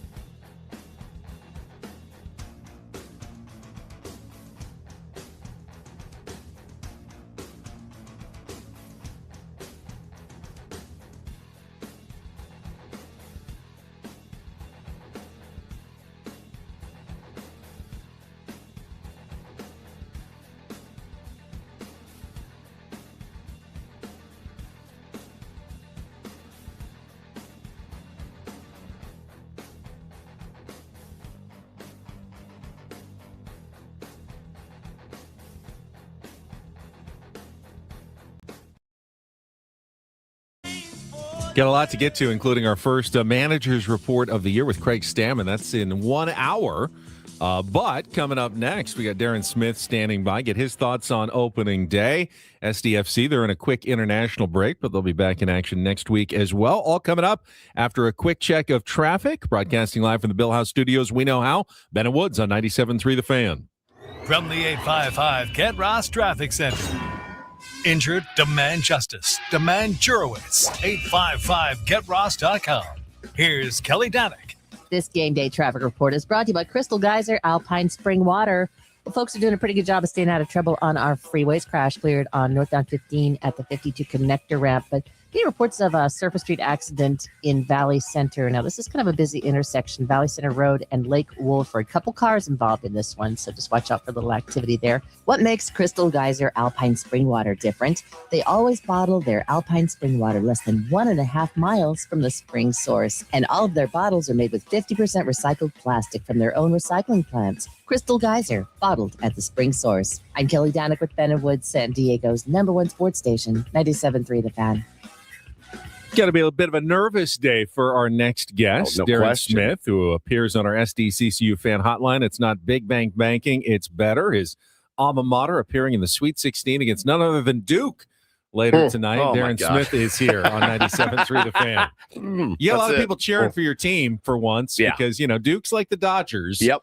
A lot of people like cheering against them, which means that the nation is behind St. John's tonight. Yes, this is making me feel kind of uncomfortable. Yeah. But, let me start by saying happy anniversary. Thank you, Nice to buddy. see you. Appreciate Yes, it, nice man. to chat with you as always. Nice to see the ladies of Ben and Woods in studio as well. Always a pleasure. Hi, Darren. When you want to Yeah. talk, you can just turn your mic on. You I know was how to do nervous this. around Darren. Yeah, Hi, Darren. you know how to do this. I mean, Hi, my good God. morning. I was told you Yes. grew up in these studios. So, you know, what is happening? Yeah. 7 years, huh? 7 years? for you 8 guys? years. 8 years Eight. now. 8 Wow. years, Man. my man. Where has the time gone? I know. It's crazy, dude. Crazy. I know. Crazy. Imagine our lives 8 years ago. I know. I know. It's so wild. That And now look at us. that dirty carpet, you know, Yeah. all of it, just That disgusting. disgusting studio. Just disgusting studio. Just Everything about it. just brutal. everything was I just know. At least for Darren, Got a he better got- setup here in my house. Yeah, Yeah. Darren would come into the studio though, and Ben was recently in his chair. Like he had worse morning guys in there before. oh, Yeah. big time. Big time. 100%. Big Yeah. time. Oh, yeah. Kaplan, B.R. Smith, terrible. I mean, just the locker room. Straight up locker room. Straight up. Smells, Silly odors, hell. dirty clothes. All of it. These guys used to people picking up after them, and not the case any longer. So. Yeah, man. What did you think of us early on in our radio partnership? Be honest, because we didn't think we were very good. We knew we weren't good. Well, I did. I mean, I think that there was. I was a big fan of Woods, right? Thank so you. like I was a big believer in Woods, and please don't, Benny, take that as any sort of commentary about you, but like I was a big believer in the radio talent of Stephen Woods, and I thought he was exactly what our radio station needed, and I thought that it was a great addition. Obviously, there's a little bit of a backstory there about how everything sort of unfolded. Yeah. But I was happy because I thought it was an upgrade from where we were as a morning show. I thought that, we had some questions about the radio station, but I believe that we were on the right path by bringing somebody in who was not straight up like just cut from the cloth of sports talk radio. So from that standpoint, I was a believer in the show, and I'm not surprised. I mean, you're always surprised when somebody lasts 8 years in this business, to be honest. But I'm not surprised that you guys had found success, and obviously, I think the thing I didn't know was how the chemistry was going to work between Ben and Woods, because you were so polar opposite. And if you're asking me like full honesty, like what's the biggest surprise about the success of the Ben and Woods show, is that Ben Higgins and Stephen Woods have become such good friends, not only on the air. Like I always thought, that sounds like it's going to work because they complement each other, because one person really knows sports and one person really knows sports radio and the other person really knows morning radio. But I think to see the way all three of you have grown, like as a show, as human beings, and like the sincerity that you guys have is something that is noticeable, and obviously it resonates with listeners. So, like not to go all too deep and be sappy about this sort of stuff, but that's been the best part of the show, is just seeing how you guys interact with one another as human beings. Because I think, you probably would all admit early on, you probably you wouldn't have guessed in a million years that it would have turned into this kind of dynamic, not only on the air, but off the air. I remember. Thank you, Darren. I know I've told Woodsy this. I don't think I've told it, said it in front of Darren, but I remember we were talking about like the first time Woodsy DM'd me like, hey, let's talk, let's start planning. And we started getting to work. And I remember I was at the old station getting ready to do some sports minute update or something. And I'm talking with Darren, and I was like, what do you think? Like, what do you know about this guy? Like, I've never met him. And I remember Darren said, he looked right at me and he said, look, I don't know what the show is going to sound like. I don't know what his sports radio knowledge is, but like we can teach him that. You're excited for me, Paul, because I'm going to get to work with Woods and he's going to teach you how to do good radio. And I thought that was really important, and that stuck with me. And sure enough, it did not take long. It was like 2 weeks in. I was like, oh yeah, Darren knew what he was talking about. This guy knows morning radio for sure. Yeah. I mean, that was the most important thing. Is like we didn't need another sports radio person. We needed a radio person. We needed a successful radio person, because it's not always about just doing the sports. I know people always think that because it's sports radio, right? But like it's not the case. And like everything that you could have learned, everything that you needed to know about being a sports radio host, like was going to come to you at some point. It's just, but yeah. I mean, anyway. Thank you, man. I appreciate the compliment very much. I've had an unbelievable run. It's just been incredible. If it ended today, I would have zero regrets, none. And that feels pretty good. So, well, it's not going to end. I hope it's not going to end today. All right, man. I don't need to be on Reddit any longer. Reading about the Do you? Let's start Padres. Why not? Were you there yesterday? I was not. Okay. I had planned on being in downtown. I had all sorts of plans. I was going to stop by, see you guys, go to Corey Stewart's thing.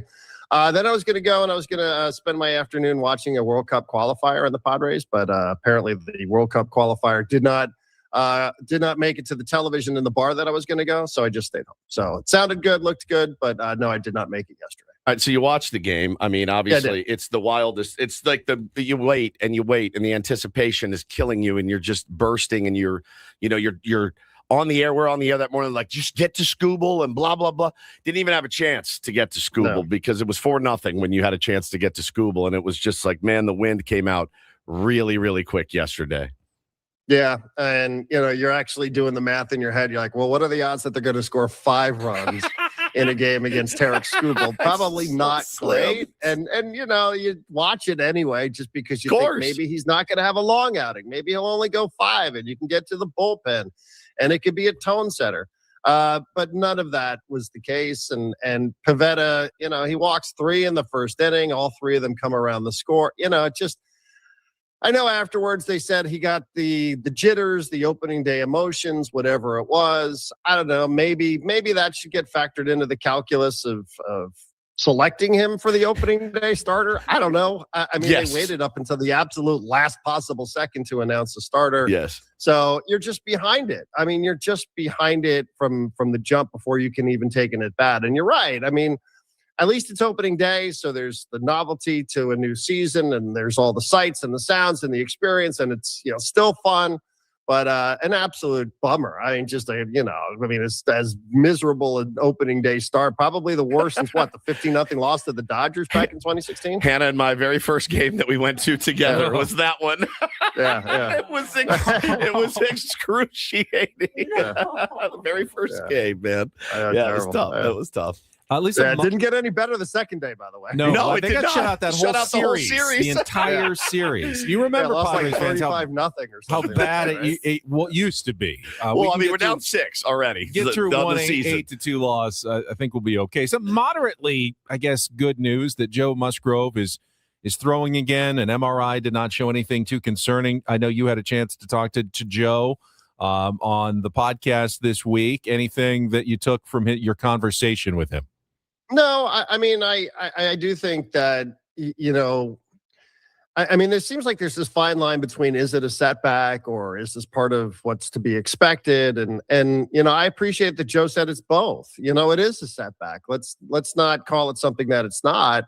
It's just that this is part of the return from this type of injury. I'm not ready to throw in the towel on Joe Musgrove at all. I think that'd be kind of foolish to do such a thing for Joe. But, I do think that the plan was clearly not to have him start one Cactus League game and then shut him down till April. That was not the plan. So, you do have to make adjustments. And will there be more adjustments? Or, I suspect there probably will be. But, I think what, the approach for all of us with Joe Musgrove is that we just don't know. We just don't know. I still, and maybe naively so, and maybe because I like him, like I think we all do, I'm betting on him, but, I also think that there's a ton of unknowns here when it comes to him. And he even admits that, that he's sort of searching for what it is. The good news is, I guess he had this MRI and there was nothing wrong structurally. So, that's the good news. And it's a lot about Joe and how he works out and how he tries to prepare himself to get back. But, it just does sound like it's not going to be as simple as, okay, there's going to be this finite amount of time for Joe to get back. And then boom, there's Joe Musgrove. It sounds like this is going to be a lot more, a lot less certainty about what it is that his season's going to look like. Not a straight line, to be sure. No. Which is, I think that's what they expected. I think you're right. It was never the plan to shut him down in spring training. Right. They did expect a non-linear total progression. But, if Nick Pivetta struggles, which he's not necessarily going to, but yesterday wasn't a good sign. We don't really know about Michael King entirely. Yeah. They're going to need Joe Musgrove. It's hard to see this team getting to where they want to go without at least 2 of those 3 guys figuring it out, having decent seasons. They don't have to be Cy Young Award winners, but that's kind of almost a mandatory if the Padres are going to be okay this year. Yeah, I think that's well said. And I do think that today's a big start for Michael King. Yep. A guy that threw 73 innings, and last we saw him, he threw 17 pitches in the series against the Cubs. So, you had to go to the bullpen early, and, you started making maneuvers, thinking about what was going to happen on day 2 and then into day 3. So, you've paid him money. His free agency didn't go exactly how he wanted. So I think this is, it's day 2 and you sort of feel stupid for saying this stuff. But, it's not an insignificant start for Michael King. And, the questions about Pivetta, I think he'll probably be fine.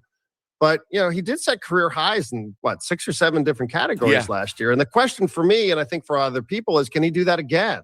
Can he do it again? Can he be as good as he was? Can he be better than he was? And, at least through a start, it's unfair to say that the book is written on him. But, for today, it's like, if I'm Michael King, I'm like, okay, like this team needs me today. Like this is what they paid me money to come back and do. This is not only where I, earn my, where I put 2025 in the rearview mirror, but this is also, where I put my flag in the ground for what it is that I'm going to look like in 2026 and beyond. If I really do want that 9-figure contract moving into the future. Yeah. Talking to our pal Darren Smith this morning, I said it, a few weeks ago, we had, Saris on, regression. Like you see somebody that has not, that gave up a lot of home runs, that was, 4.5, 5 ERA guy. And then he comes in and has this miraculous, beautiful, incredible season in Nick Pivetta. Yeah, right. Man, I think it's fair to say, all right, well, maybe that was, when I think of flash in the pan, because he really had a good track record all of last season. But yeah, first start, didn't go the way he wanted. He's going to get plenty more. He's durable. But I do agree with you, man. Michael King tonight being able to come out and say last year was a fluke.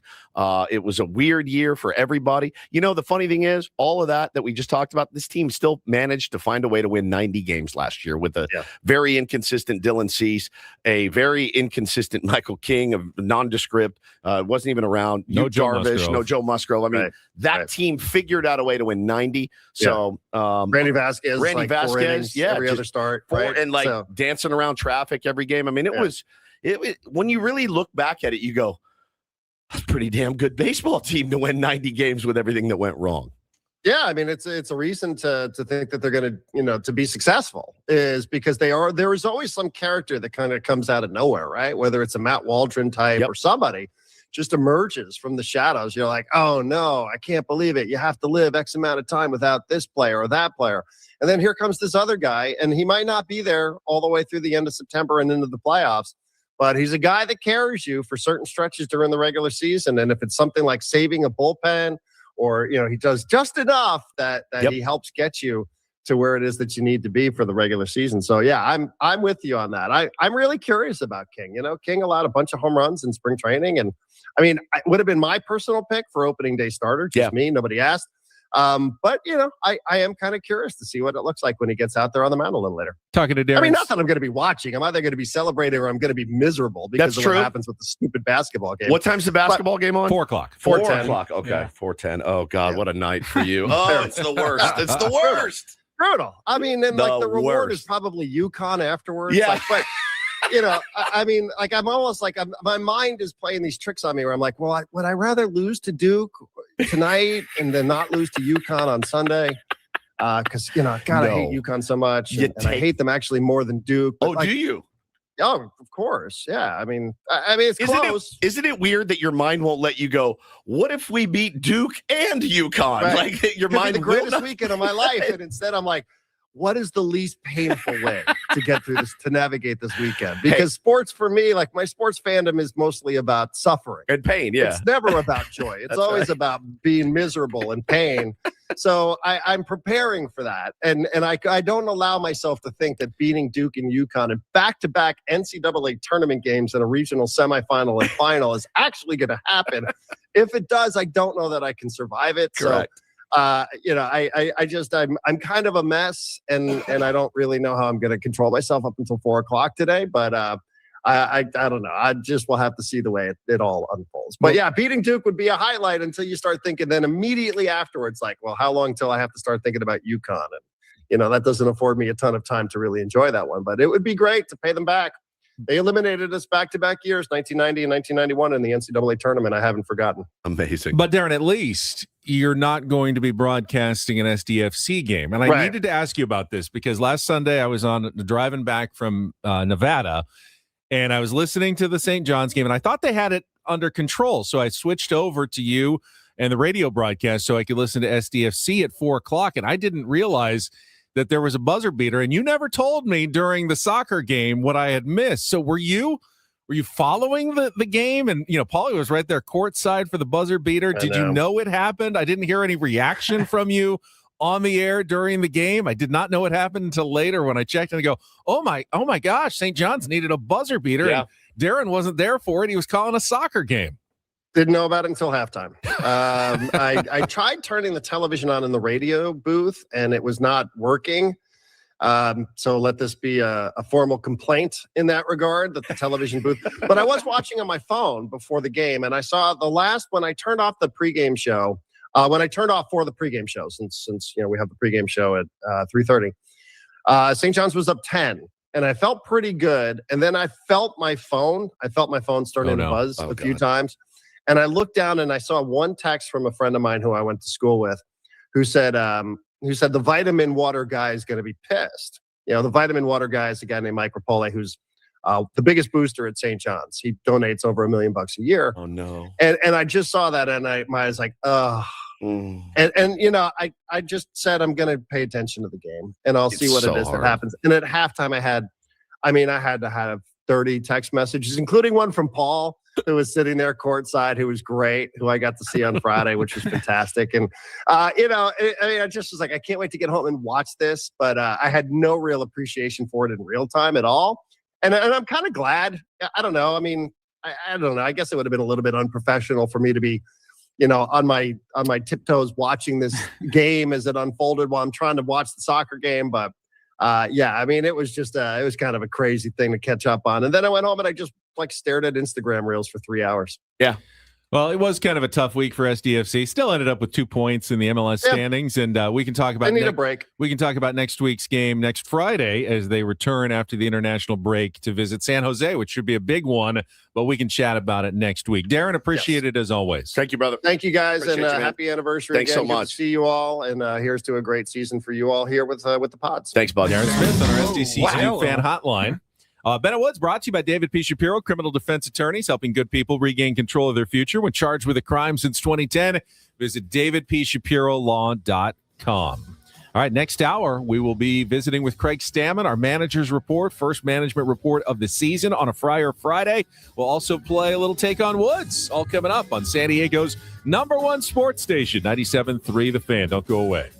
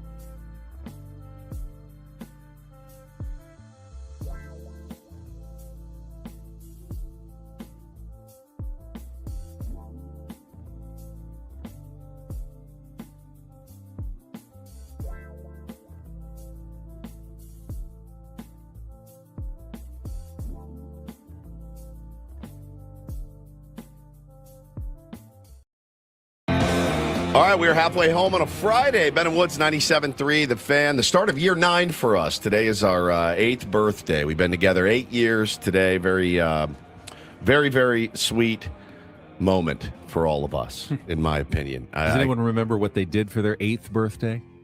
Ooh.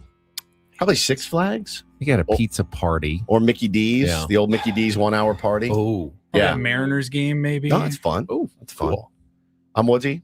To my right is my wife, Hannah Nancaro Woods. She's in here this morning. Good morning, babe. Good morning. No, my mic is on. You Your don't mic worry is about on. it. Good. Okay, finally she's figured it out. Only took her 2 hours. Paulie's wife, Megan Rydell, is in here. Good morning, Megan. Hi, I don't sound like Boomer Sison anymore like I did this morning. Hey, what's up? It's me, Megan. Horrifying. How are you? Hello, Joe Musgrove and everyone listening. Hello, guys. It's me, Megan Rydell. Paulie Rydell is not our sound tech. He's our executive producer. Good morning, Paulie. How are you? Hey, how are you? Doing great. Benjamin Sound tech Higgins. for the band. That's a cool Don't job. worry. It right? is. Yeah. It is. Benjamin Higgins, how are you, my friend? I am feeling a little bit better. Everyone was tired after yesterday. That's one word Opening for day's it. a long day. It was long. I walked a lot of steps drunkenly, about half of them. Man, we tied it on yesterday. What would you say was your final tally count? of steps? No. Oh, booze? No. Yes. A lot. It was a lot. Lot. I There was don't. at least 5 shots during the broadcast alone. I don't indulge much. I had about a shot and a half during the broadcast, a little beer, and I then had a his other 2.5 sangria. shots. Oh, that Yeah. makes sense. I was pawning them off. I didn't know who to give them to, though. I was started by giving them to Paulie because I thought giving them to Woods would be a mistake. Yep, you're right. But then I noticed that Paulie was having like a lot. Some troubles. and Yep. That actually can be worse for us. If we lose Paulie, You can lose we me. can Yeah, lose Woods, you but can we soldier on. We Yeah. lose Paulie, the whole show goes down. So then I was starting to push them over toward Woods, but people just kept bringing up more Santo Tequila, Blue Moon beer, and it just never stopped. And then we went to the tailgate, had to have a sangria. I did not have any Screwball or Whistle Pig. I did. Because I went off to work at that point. Yeah, I had 5-6 shots of tequila at the venue, which was a lot of fun. And, you get one down and the rest just really go down very smoothly. Then we went over to the tailgate. I had 3 or 4 glasses of Devil Sangria. It was so good. And it's just so easy to drink. You're like, it's so refreshing. I'll have another one.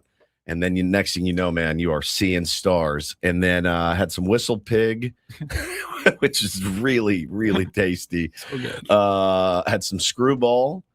I mean, it was a mess. And then, after that, I just switched to water and we were good. And went home. I had a bagel. That's not true because you found 2 Coors Lights, 2 silver bullets in the. Yeah, but those weren't for me. Those are technically waters, though. Those are technically waters, but I did not drink those. I passed those I out. was like, where and did I'll those be come now, thanks to that, Megan, I'll be getting a bill for $29 from No. Adam and Michael. No, guys, we didn't touch anything. Don't worry. No, I didn't We even want to didn't- open the fridge because I was worried it was one of those fridges like That at a was weighted, hotel. yeah. Yeah. Please don't charge us. We can turn this into a sponsorship mention because I believe Coors Light is sponsoring our broadcast tomorrow. Oh, nice. Because after the longest week of the year, let's do another one. Let's work on Saturday morning. Yes. We've got the Padres block party. We'll be at Far Corner. Yes, that's right. From 10 to noon. And then Excited to check Braden that and place then out. Scraby and Ello.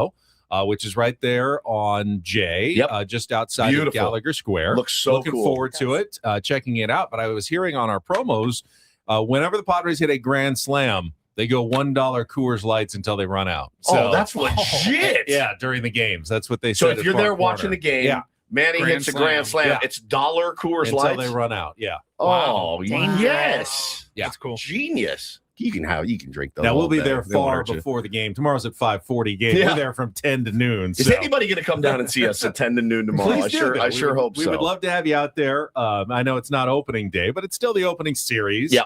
And, we don't have that many events where we get out. So if you happen to miss Baja Rick's yesterday, you get a second bite at the apple tomorrow at Far Corner. Second bite at the apple. Yeah. All right. Now, it has been a long week, and that is something that we're doing tomorrow. We'll probably put that in our promo that we cut after the show today. Yeah. If Ben is able to get through it. If he can get through it. Now, this is We had a rough one like 2 days ago. So a couple days ago, we decided I was going to go down with you guys to the clubhouse, and I wasn't feeling great. I was fighting off the cold. I'm proud to say that the cold is pretty much gone. I feel great now. I really, the elderberry and zinc and everything I was sucking down. Amazing, you survived it. I think the tequila helped. I think the bourbon helped. I The think giant bag of vitamin C that you had on display. Giant bag of vitamin C. So everyone knew. And so I was really not feeling well after the show, and I told Ben and Paul, guys, I'm so sorry to do this to you. I can't make it. I'm going to go home and rest. I got Little League tonight. You guys said, go, do your thing. Don't come get the players sick. I go, that's good point. Couldn't have played any worse. It wouldn't have really mattered if I did get them sick. Padres training staff was very glad that you were not there. Were they good? Yeah. Good. Like, keep them out of here. Keep them out of here forever, actually. So we go into the production studio after, and Ben says, hey, let's record a 7-mile spot so that we don't have to do it live tomorrow. We'll record it to sound live, power of radio. I said, great. Piece of cake, 60-second spot. We've only done, by my estimation, in 8 years, 300,000 7-mile commercials is my, maybe even on the low side. Yeah. So I'm not feeling well. I'm ready to get out of there. I don't want to do this. I don't want to be there. I just want to go home and get into bed.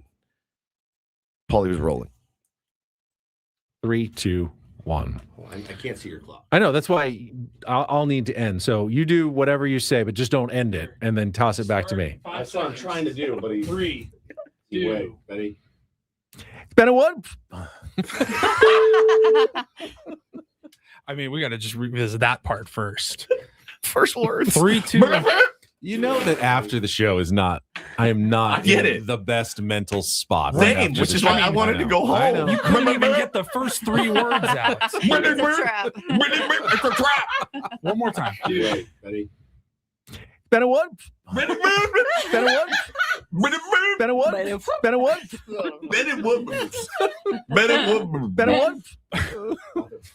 And I go like a mother. It's all right. We'll wait another 50 seconds. Now we gotta wait for the next minute. So their clock is so the clock is the same. So we can have the same clock.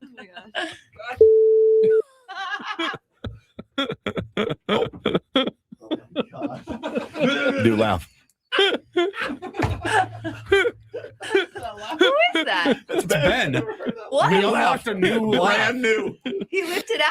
His computer was updated, and it came with a new. came with Like a you new know, laugh. you get new emojis get a new every update. 6 months. Must Ben update gets a new laugh. for new fresh New laugh. emotes.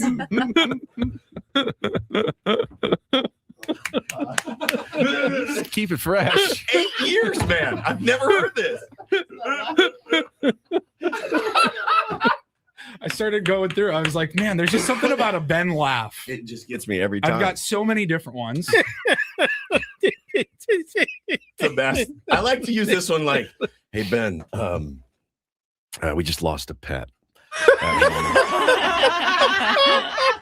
We really love that cat so much. Someone said Kawhi Higgins in there. Yeah.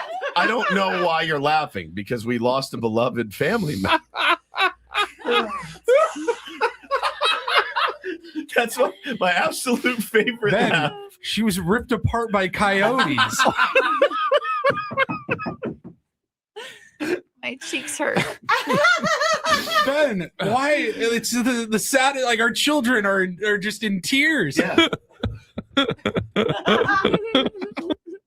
That's a brand new one. It is. I love that one. That's my That is the fakest laugh. That's the smarmy laugh. Oh.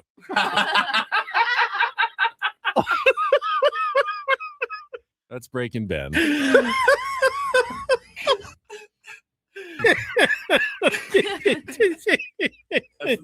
That's the best. That's brand new. Where is that from? Have you ever busted that out before? I think that's the I'm embarrassed at myself laugh. Not being able to get through that even spot. say your name after.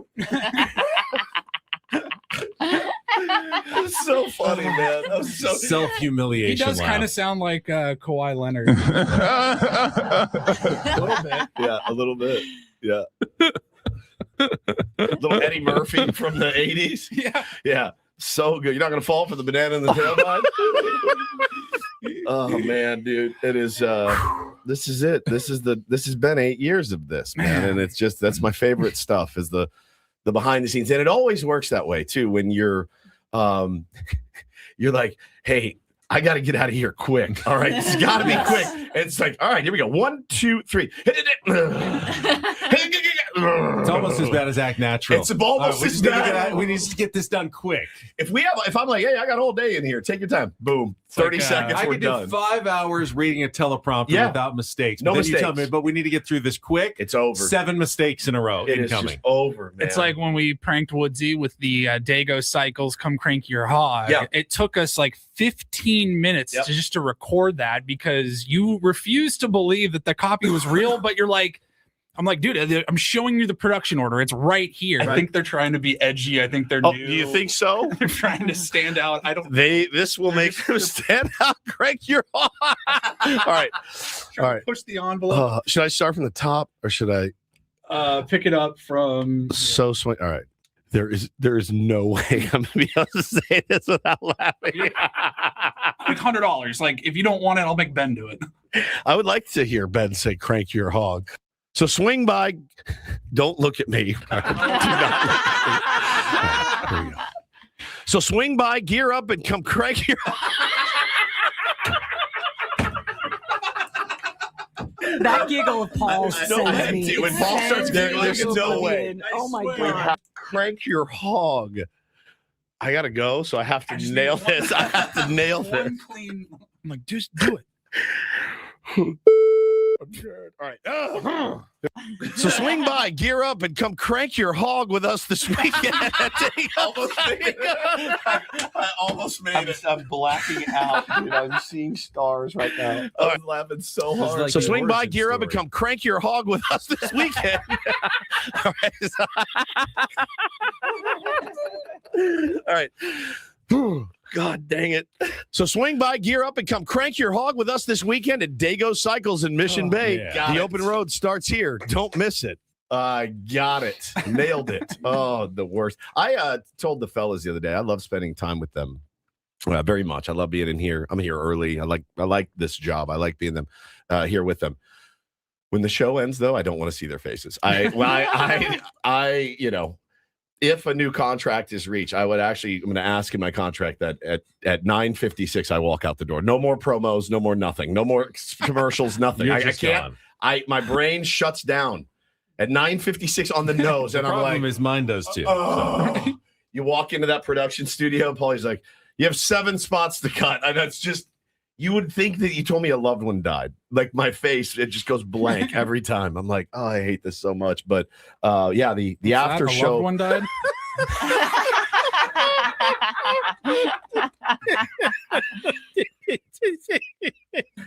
Ben, why are you laughing at me?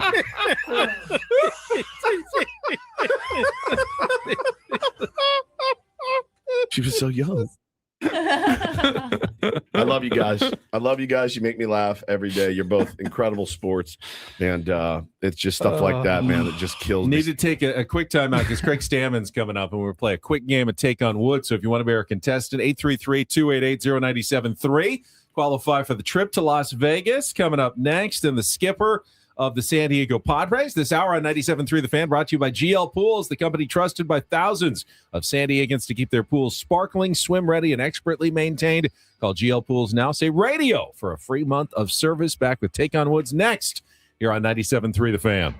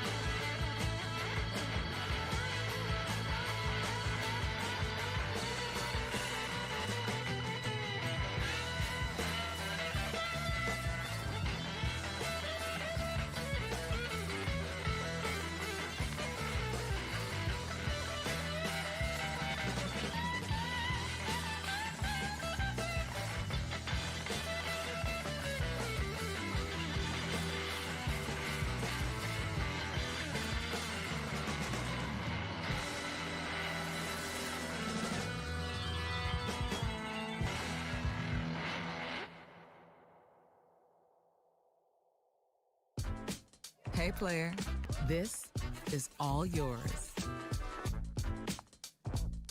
This room with this view. This speakeasy with this cocktail. Hey, could you make that too? The spa with this. Ah. And this pool on this roof. This is all for you. The all-new Hamul Casino Resort, now open.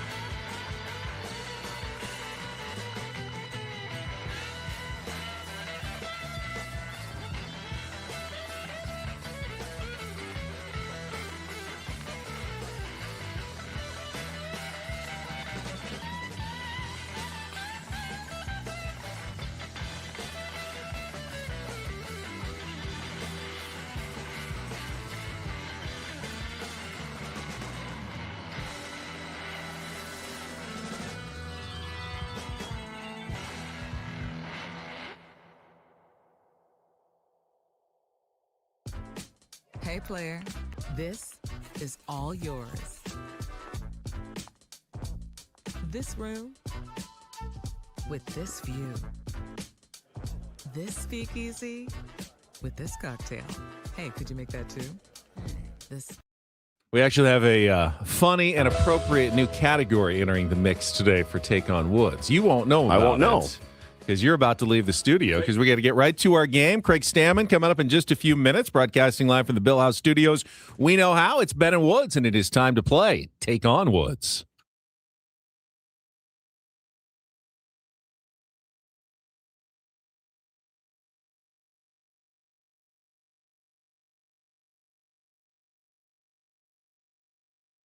Take on Woods brought to you by Bay Alarm, security and fire alarms for every business. We got you, and let's go with Nick. Nick, would you like to play our game today? Let's do it, boys. 5 questions of musical Here we trivia. go, Nick. Hang on. I said, here we go. Oh, here we go, Nick. All right, 5 questions of music, movie, or TV trivia. If you can beat or tie Woods, we'll qualify for the 2-night stay at the Fontainebleau Las Vegas and the $150 resort credit. Let's get right to it. Your 3 category choices are in music, Cry Me a River.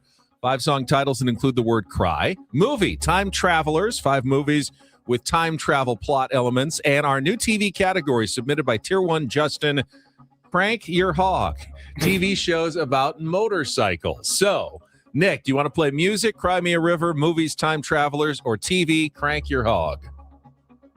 I don't know much about motorcycles, but with the theme of the morning, let's go with Crank Your Hog. Okay, Crank Your Hog. I love it. All right, so yeah, this category was actually submitted earlier this week. Tier 1 Justin, he's a Padres fan up in Portland. We're looking for 5 television series in which motorcycles play a key role. You have 60 seconds. If you don't know an answer, you can pass. Come back to it if there's time left on the clock. First questions, our 2-second TV theme song. Paulie will play you a clip of a TV theme. You need to identify the show. Nick, are you ready to play? Yes, sir. All right. The category is, that's fine. The category is Crank Your Hog. Again, you'll have 60 seconds, 5 different shows, and thanks again to Tier 1 Justin. You didn't send me a clip. I got to go find. I didn't send you the clip. No, I got to go find. I thought I sent you the clip. Oh, brother. This is bad timing. I've got it here on my computer, but I can't play it from my computer. No, you so can't. I can So you're email gonna, it to you're you going to vamp, quickly. and I can just pull it up. All right, but you have to kind of cue it up too, which is difficult. You're crushing it.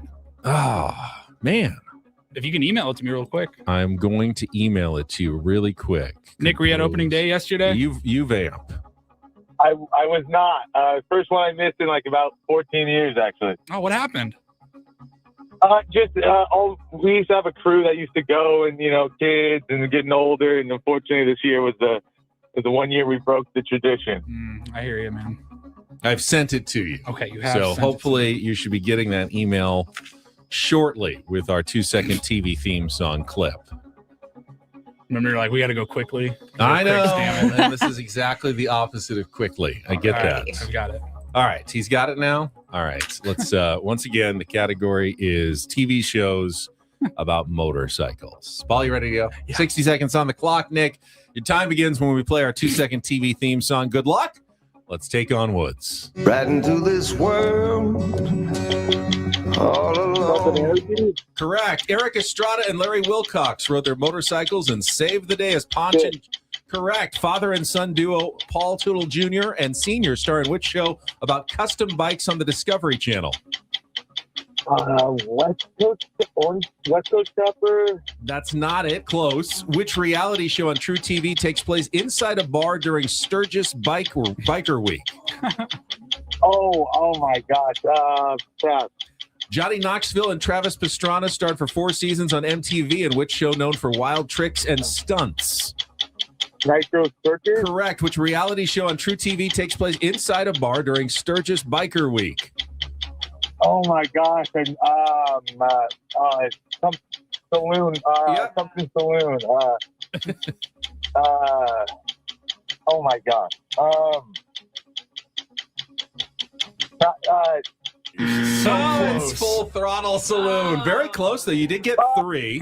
You were really close on the other one. The Toutles do American Chopper, but you got Sons of Anarchy, Chips, and Nitro Circus. So let's bring Woods in. 3 could be good enough here, Nick. Hold on, and we'll see how it's a TV category today. Shocker. This is actually the special one, so you'll figure it out, hopefully. Okay.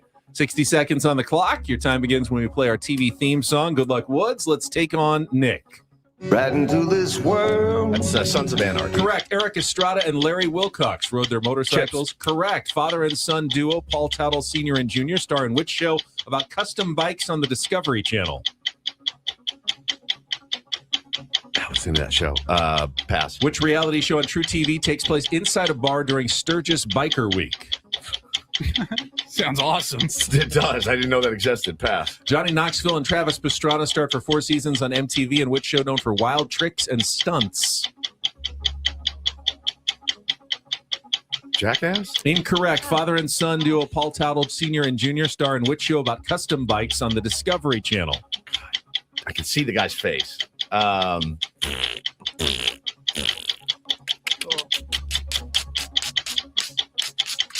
Is this the Crank Your Hog category? It is. You figured out the name of the category. You should get a point for that. Your Hog. That's 3-2. Nick has won it. Congratulations, Nick. Good job.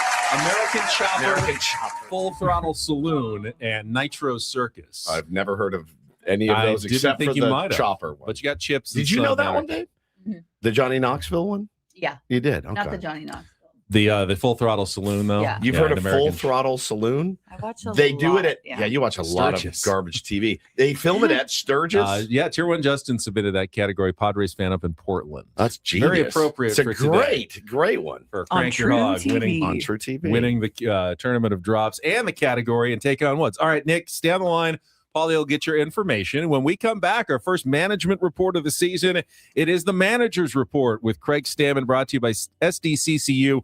Coming up next year with Ben and Woods on 97.3 The Fan. But first, happy Friday, everybody. Wanted to tell you this weekend, if you're in the market for a new vehicle, head on down to Sedano Ford in Lincoln. They're officially truck month going on right now.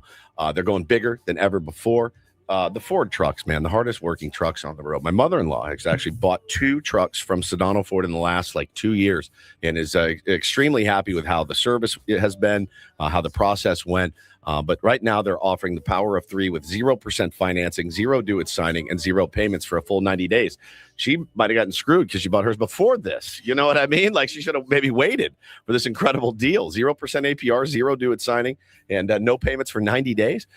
This March, also the perfect time to drive the future in the all-electric Ford Mustang Mach-E Select, just $399 a month. And, of course, they're making premium luxury more affordable than ever. Sedano Ford in Lincoln want you to come in and lease the new incredible Lincoln Corsair plug-in hybrid, just $417 a month. These exclusive offers are only available right here at your local veteran-owned Sedano Ford in Lincoln in La Mesa. Tell them your old pal Woodsy sent you down there. All the details, of course, can be found at sedanoford.com. Head on down for Truck Month. Sedano Ford in Lincoln at sedanoford.com.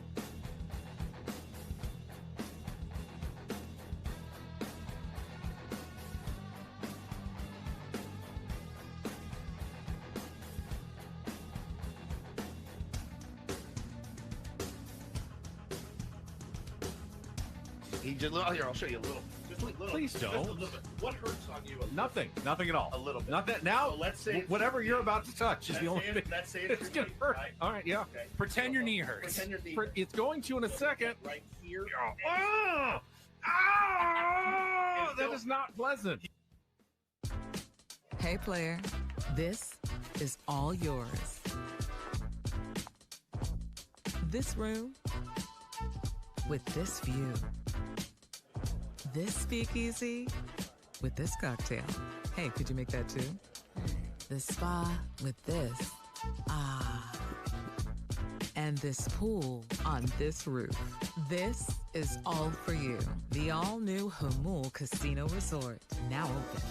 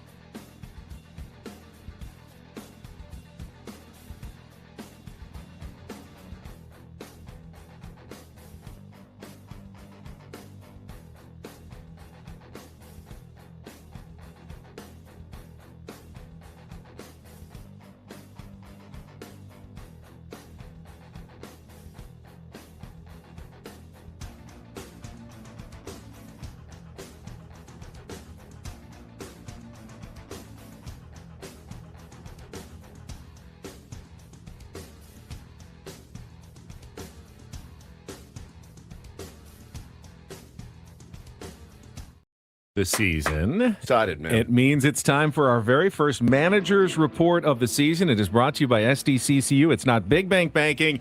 It is better. And as we introduce Craig Stammen, I'm just going to let him know that this is going to seem incredibly unfair, but the Padres could win 10 games in a row.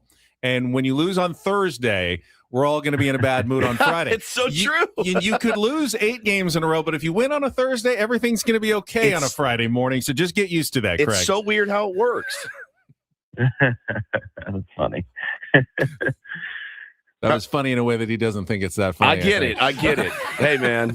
Day one. All right. Let's walk through day one. We were all at the game yesterday. I'll be honest with you. I don't remember much of it, Craig. I had a great time. I really had a great time. Win or lose, I did. It was a spectacular day. Petco was looking beautiful. But you wake up in the morning and you go, well, I get to be a big league manager today. What were the nerves like going into that game?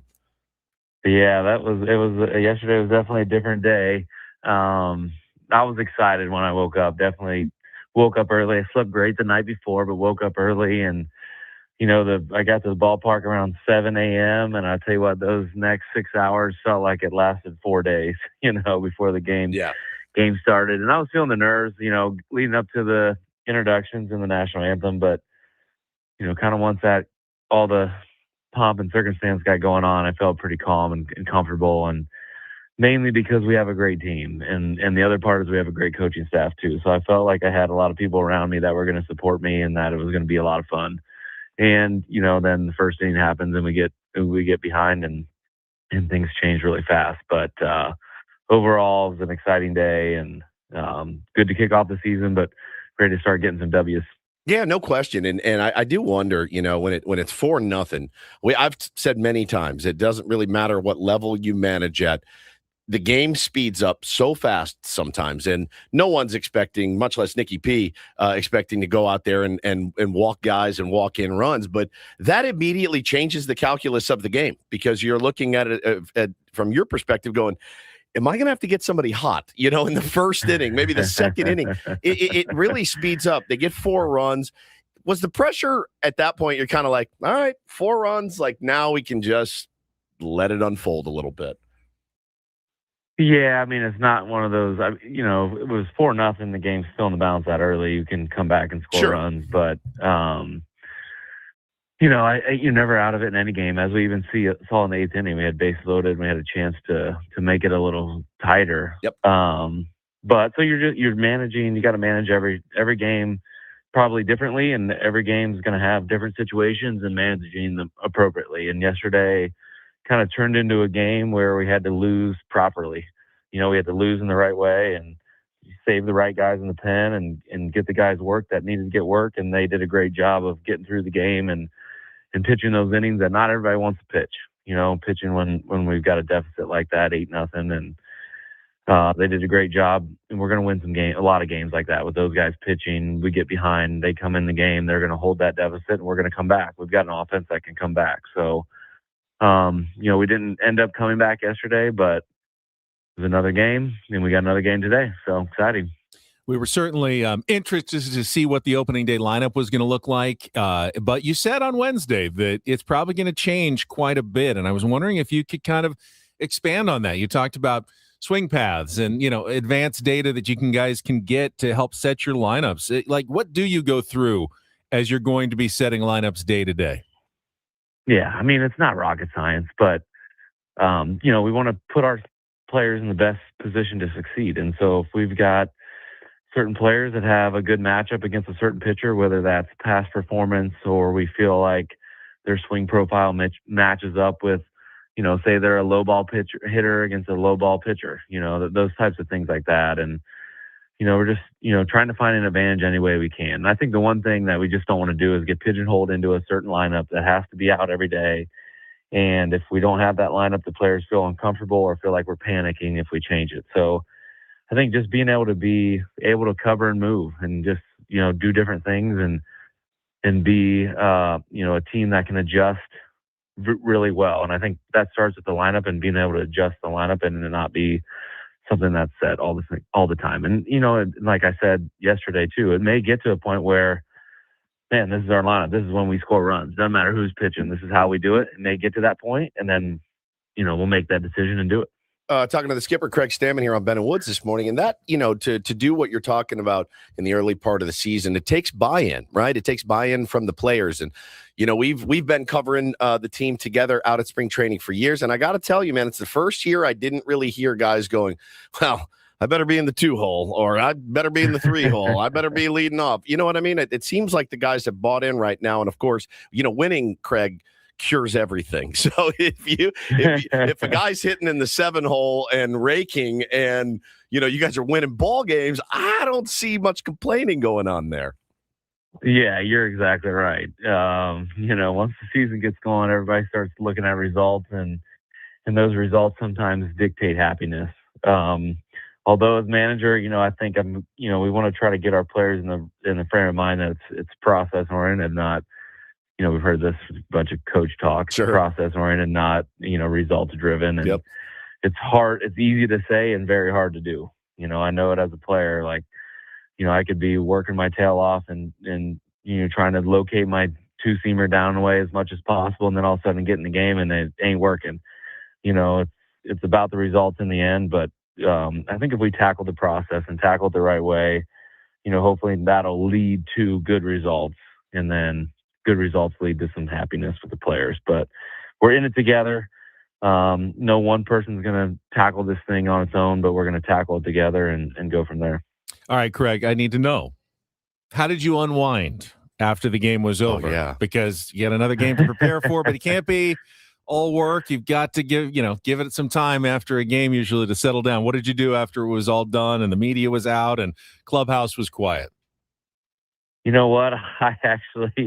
I'll admit this. I left pretty early. My son had a little league game over in Coronado.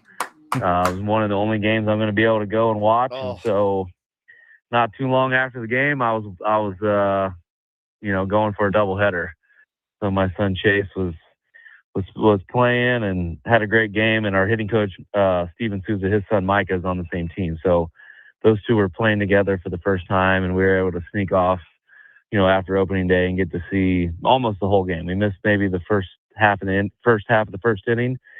And then after that, we both got to see our sons pitch, play the infield, hit a few times. So it was I went from manager of the Padres to dad really fast, which was a good breather and a good break. Now, Woods, you're a little league manager. How would you like it if a big league skipper was standing over your shoulder? Oh, you just brought it up.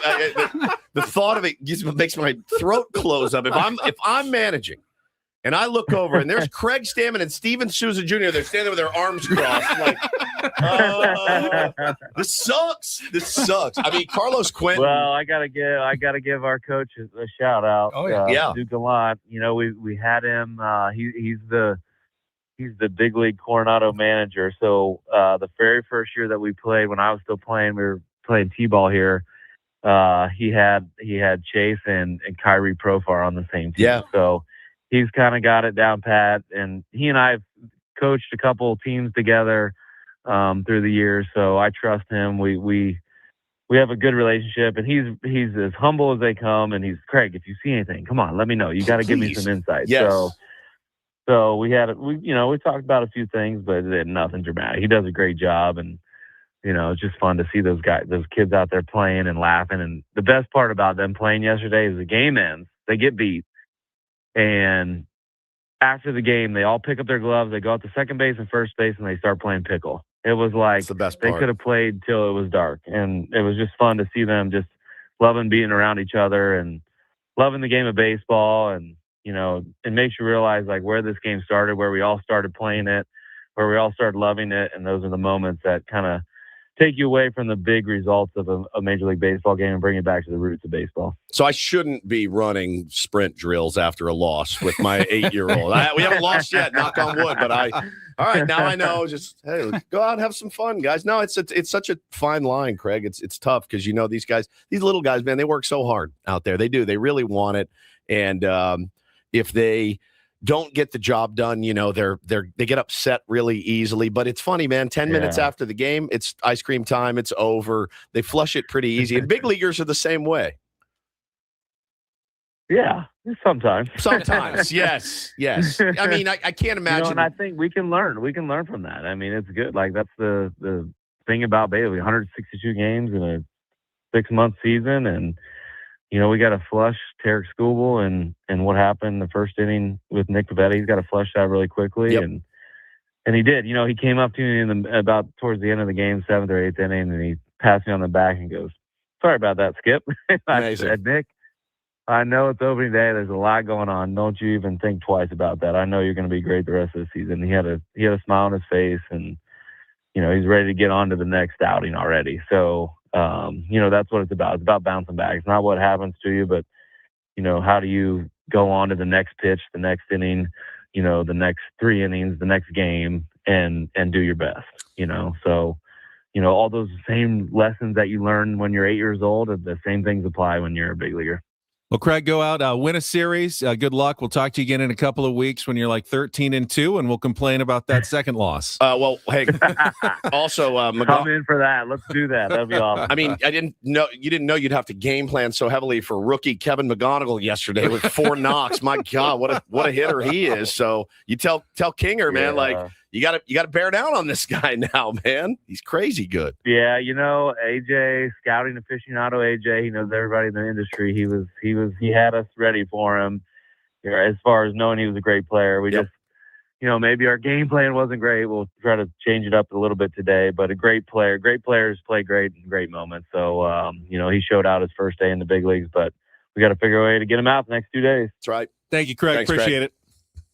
All right. Thanks, guys. Thank you. Craig Stammen, our manager's report, brought to you by SDCCU. It's not big bank banking. It is better. We will check traffic and then a few thoughts on what we just heard next year on 97.3 The Fan. From the 855 Kent Ross Traffic Center. Injured? Demand justice. Demand Jurowitz. 855GetRoss.com. Here's Kelly Danick. Traffic is sponsored by Valvoline Instant Oil Change. Well, anybody out there on the roads is liking the ride. Hey, look at you, westbound 52, full blast out of Santee. No delays coming down from the North County. South Bay ride looking okay. And Coronado Bridge, seeing just a little jam up toward the old toll plaza. San Diego drivers, keep moving with Valvoline Instant Oil Change. Their expert technicians help keep your vehicle and everyone in it safe and road ready. Stay in your car, no appointment needed. Save at SoCalOilChange.com. Valvoline Instant Oil Change, your 15-minute drive-through oil change. I'm Kelly Danick with Ben and Wood, San Diego's #1 sports station, 97.3 The Fan. I think Craig Stammen killed it there in his first manager's report. It was great. Not easy to come off a loss and have to do that for the first time, 0-1. But I think what they really like about Craig Stammen is he's so even-keeled. You know, he takes it seriously, clearly, but he's also not going to be a different person after a loss or a win. He's the same guy. He's going to come in, steady hand today, and everything's going to be fine. And he's going to go out and try to find a way for the Padres to win tonight. Yeah, man, loved the. I got out of there, man. I want to watch my kid play Little League because that's really, really cool. And it's a bummer that they lost and then his kids' team lost. It's like, ugh! You have those days, but let's rectify that today. And Michael King go out and shove against the Tigers, and get him that first win. And we'll see what the lineup looks like today. I thought, he said it's not rocket science, but it is. I mean, if you're talking about swing paths, that's a fairly new thing that teams look at more closely against where pitchers' arm angles are. Sure. He simplified it. Hey, if he's a low ball hitter and we get a low ball pitcher, let's get him higher up in the lineup against a guy like that. So I'm sure they're looking at all the numbers on Framber Valdez and what they think will work best for their players tonight. Yeah, so far so good for the skipper, Craig Stammen. Listen, there's plenty of games to go. I want to go through some more baseball stuff after the Rhino Report. A lot of good stories yesterday. A lot of good. I got one bad story. A lot of good teams got smoked yesterday. It happens, man. All right, final hour of our first show of our 9th year of Ben and Woods coming up next on San Diego's #1 sports station, 97.3 The Fan.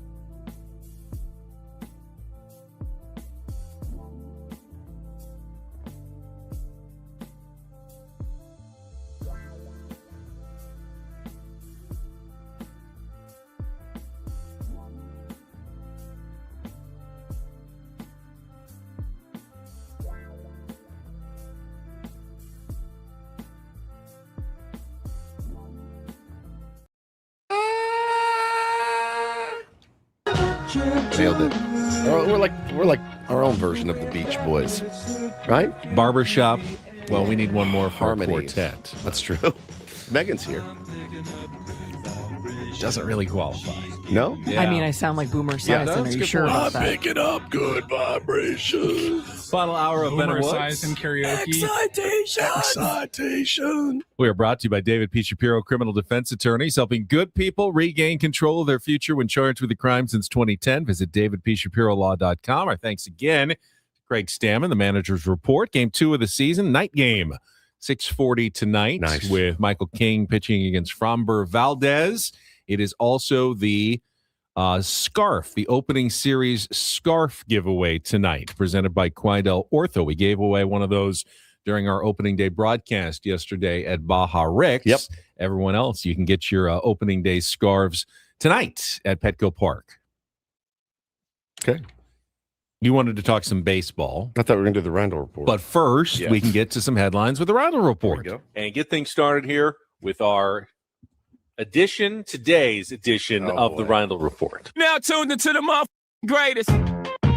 Welcome to the Rhino Report with Paul Rhino. Hi, Paul. All right. 2 stories from the world of sports that we haven't gotten to yet. We'll start off in Major League Baseball. And 1 story that you didn't know you needed. Are you laughing, biatch? It's the Rhino Report Hey, Paul, how you doing? Okay, how are you? on 97.3 The Fan. Are you ready to bless the mood? I need some help, please. That was good. Can I get a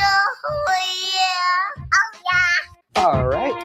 All right. All right. Happy Friday, gentlemen. Happy Friday, Paulie. Friday. First Friday. That's of the right. year.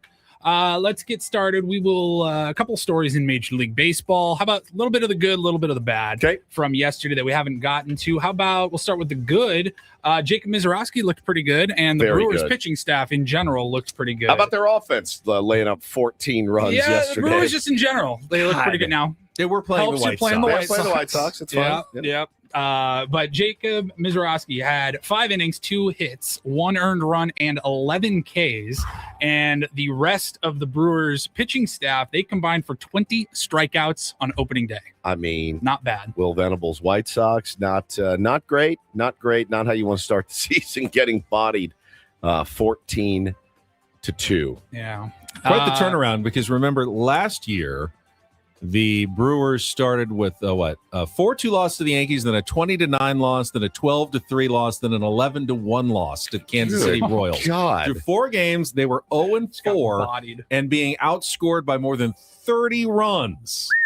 And they ended up in the National League Championship Series and Yeah. had the best record in the National League. That's how they started last year. So Crazy. before you get Stupid overly game. panicked about Anything. anything on opening day, keep in mind last year 0-4 Brewers, who finished 97 wins Yeah. and went to the NLCS, looked like they might be the worst team in baseball history through 4 games last year. And then that was the good with the Milwaukee Brewers. The bad, the first one that I noticed yesterday, bad performance was, sorry, Woodsy, Paul Skeens. Yes, Yikes, what happened? Didn't even make it out of the first inning. Who would have thunk that, man? 2/3 of the inning. Got 2 outs, gave up 4 hits, 5 earned runs, 2 walks. One of those outs was a strikeout. Pretty incredibly bad defense behind him. O'Neal Cruz let a ball over his head. Then Broke in, bases in. loaded. Bases loaded. You get the The Skeens line probably drive. gets the line drive for the final out, but he breaks in and goes over his head for a bases clearing triple. Yeah. It's not totally on Paul Skeens, No. but O'Neal Cruz, they're converting him obviously From a was an shortstop, infielder, yep. shortstop. Did not take to it quite as well as Jackson Merrill and did then right away. Same inning, ball hit up a million feet in the air, runs in. You see his hand Loses it. come up to cover his eyes. He also, I don't think he had sunglasses on. And it drops, right by his glove, and more guys get on, more guys score. Pretty tough 2/3 of an inning for Paul Skeens, and they're not going to go anywhere if they play like that. I saw Paul Skeens' career ERA. Yeah, it went was from 1.93 to 2.10, just yes. in 2/3 of an inning. You know what his ERA on the season is? 67.50 right now. 6-7. One of the stats I was in the preseason, like Jason Stark. No one since Walter Johnson has had a sub 2 ERA in 3 consecutive seasons, And it was something that, they were keeping an eye on Paul Skeens doing. It's going to be tough to get Now it it's down gonna be from tough. 67 to under 2. He's going to have to go out and pitch, like 9 straight shutouts. It's crazy. to get back to the level where you can even think about that now. Like, thanks, guys, for moving O'Neill. I know he wasn't a great shortstop, but, he's a really bad center fielder so far. Is this really the best we got Is this right the now? best we can do? Brandon Lau for them, good player, picked him up. He had 2 bombs yesterday, but it just wasn't enough. They lost to the Mets 11-7.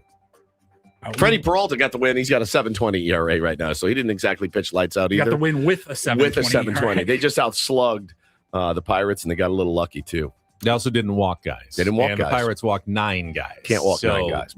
We learned that lesson well yesterday at Petco Park also. It's more baseball here in a little bit. The NBA has a tanking problem. We've talked about it a little bit here over the last few months. You've really noticed it as the regular season begins to wind down.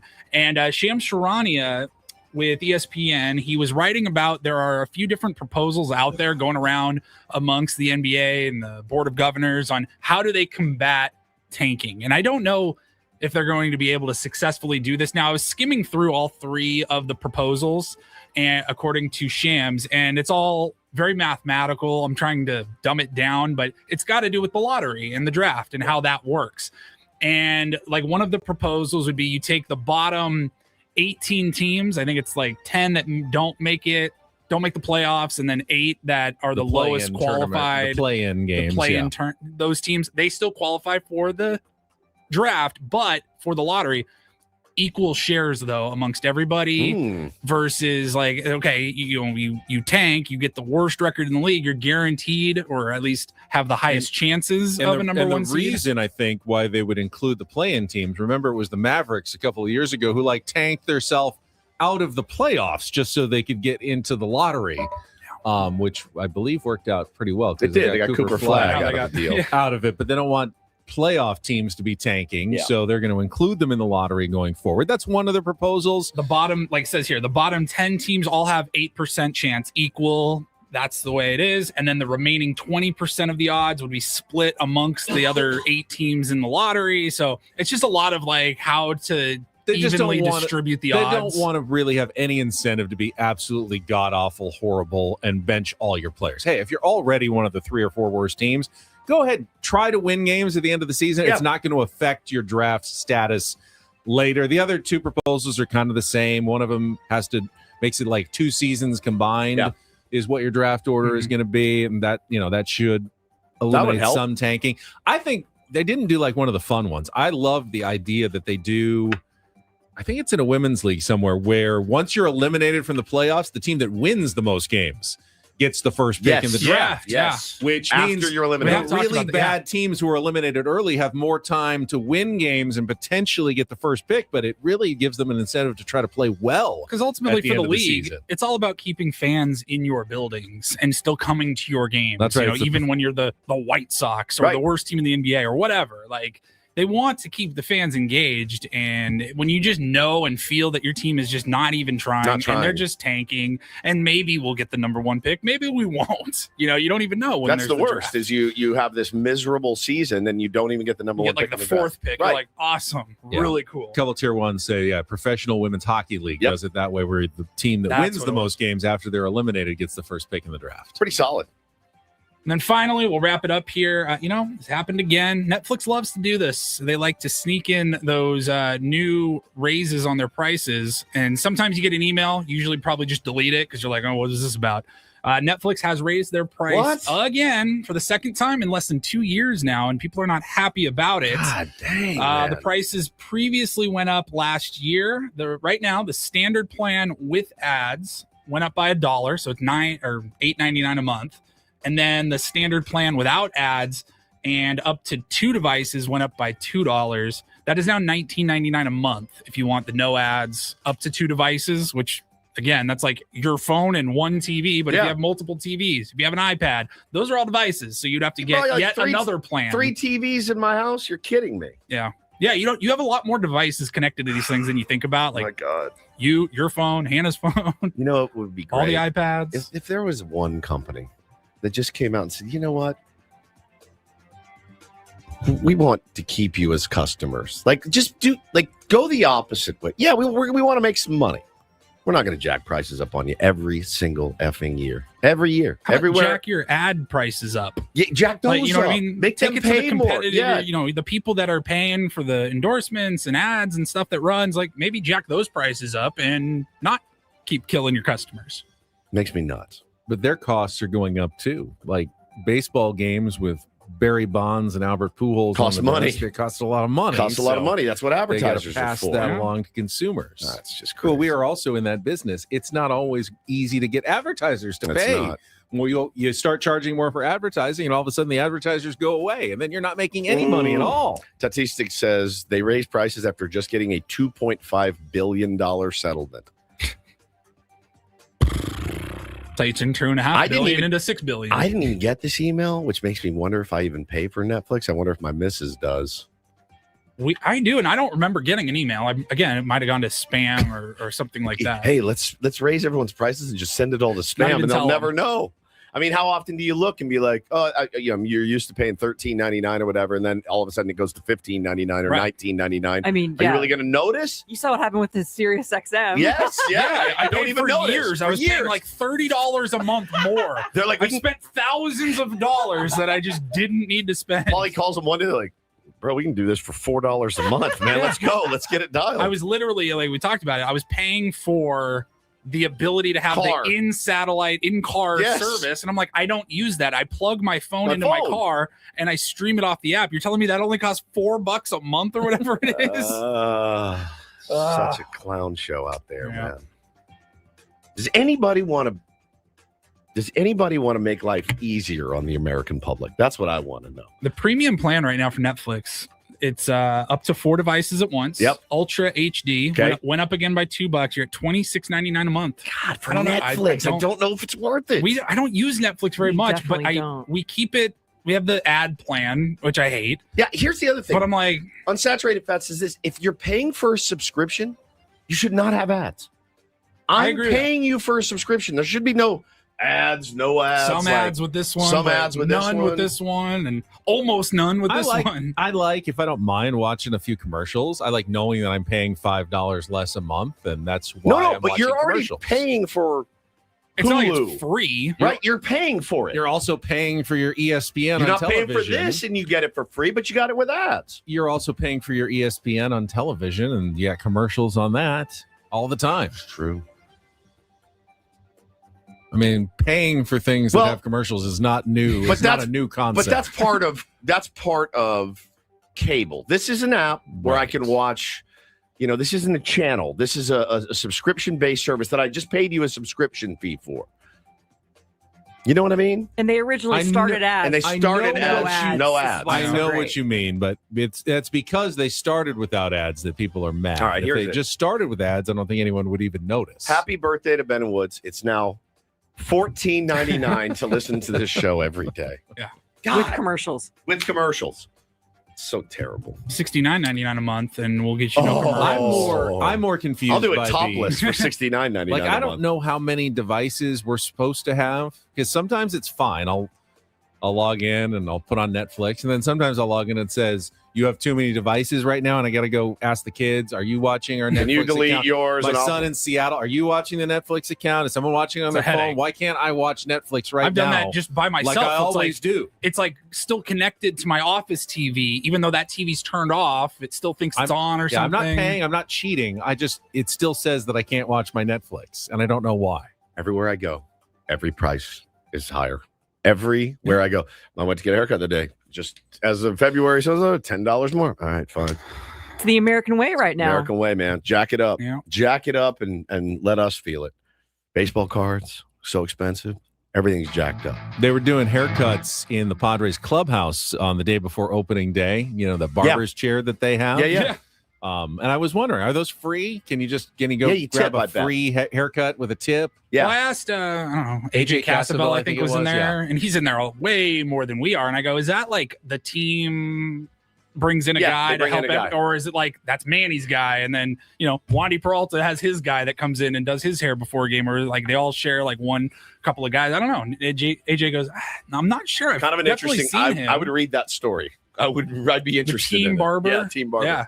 It looked A lot cool. of guys were getting it tight with some lines on the side. Yeah. Guys And then there was a do the point where he fades. wasn't cutting anybody's hair because they were all getting ready to go work out, and he was just kind of sitting there on his phone. And I was like, Ben, go ask him for a haircut.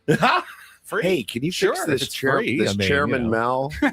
I would imagine that a barber would like compete for the chance to go in and cut the hair of professional baseball players just for the chance that someone might tip pretty well out of that group with a $300 million contract. Correct. So yeah, it's probably a plum gig if you can get it. Clubhouse barber to a Major League Baseball club. All right, let's take a timeout. When we come back, Woods wants to call it the baseball whip around. We'll do something. Baseball something. That's a working title for now, but we want to talk more about opening day, not just at Petco Park, but elsewhere. Get to that coming up next with Ben and Woods on San Diego's #1 sports station, 97.3 The Fan.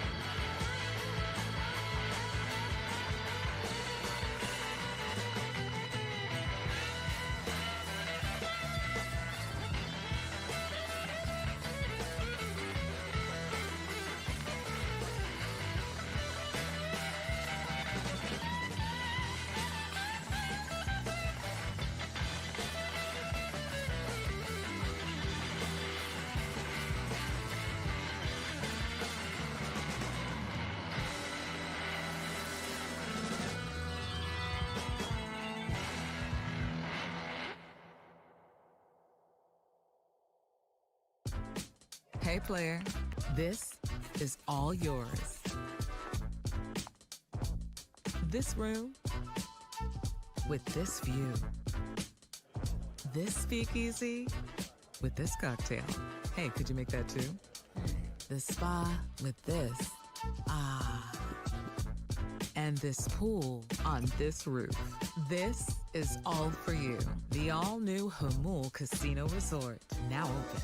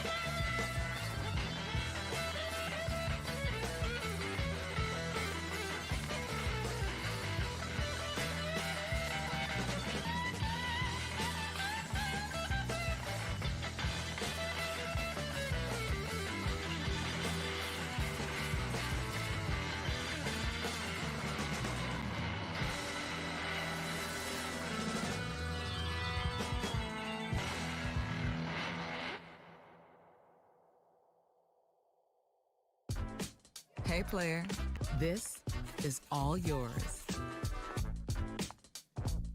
This room with this view.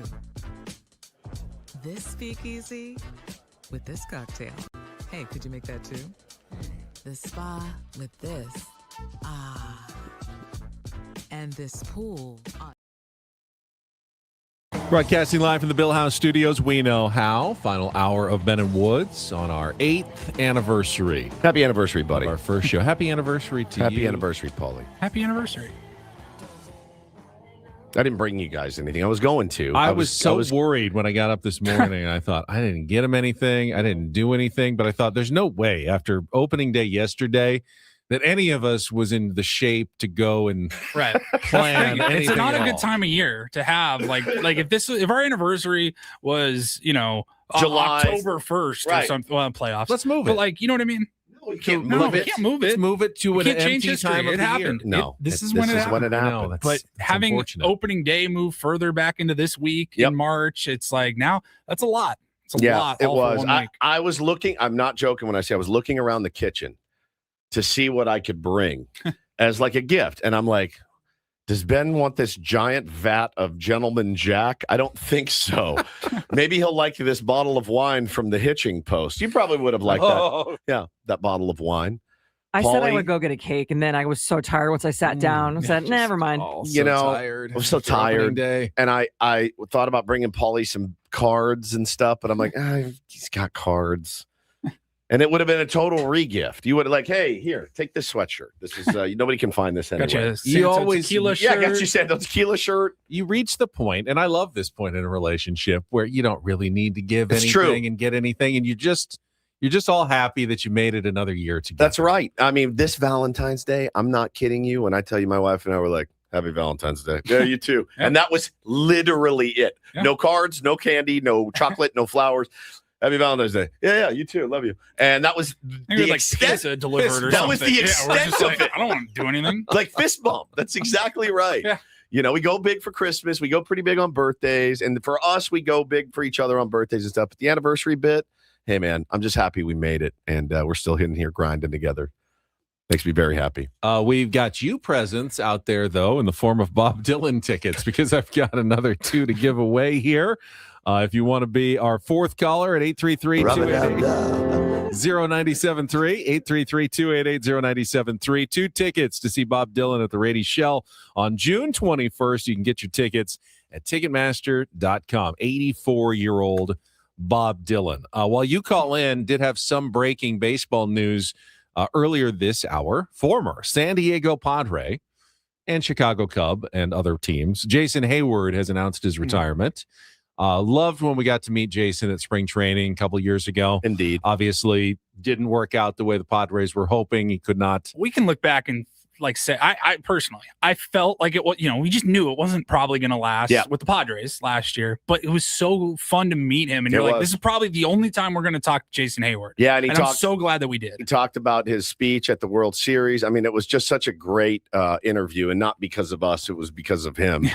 He was, it was fantastic. One of the interviews in my mind that has stuck out over the years, and happy for him. He had a great career, man. He's got a ring, and had a really good career. He's very well respected around the league as well. So great to meet him. Happy for him. Enjoy retirement. Absolutely. A fantastic career, really. Fantastic. A really great career for Jason Hayward. 100%. Great dude. A couple other baseball notes from yesterday. Obviously, the Los Angeles Dodgers opened their season.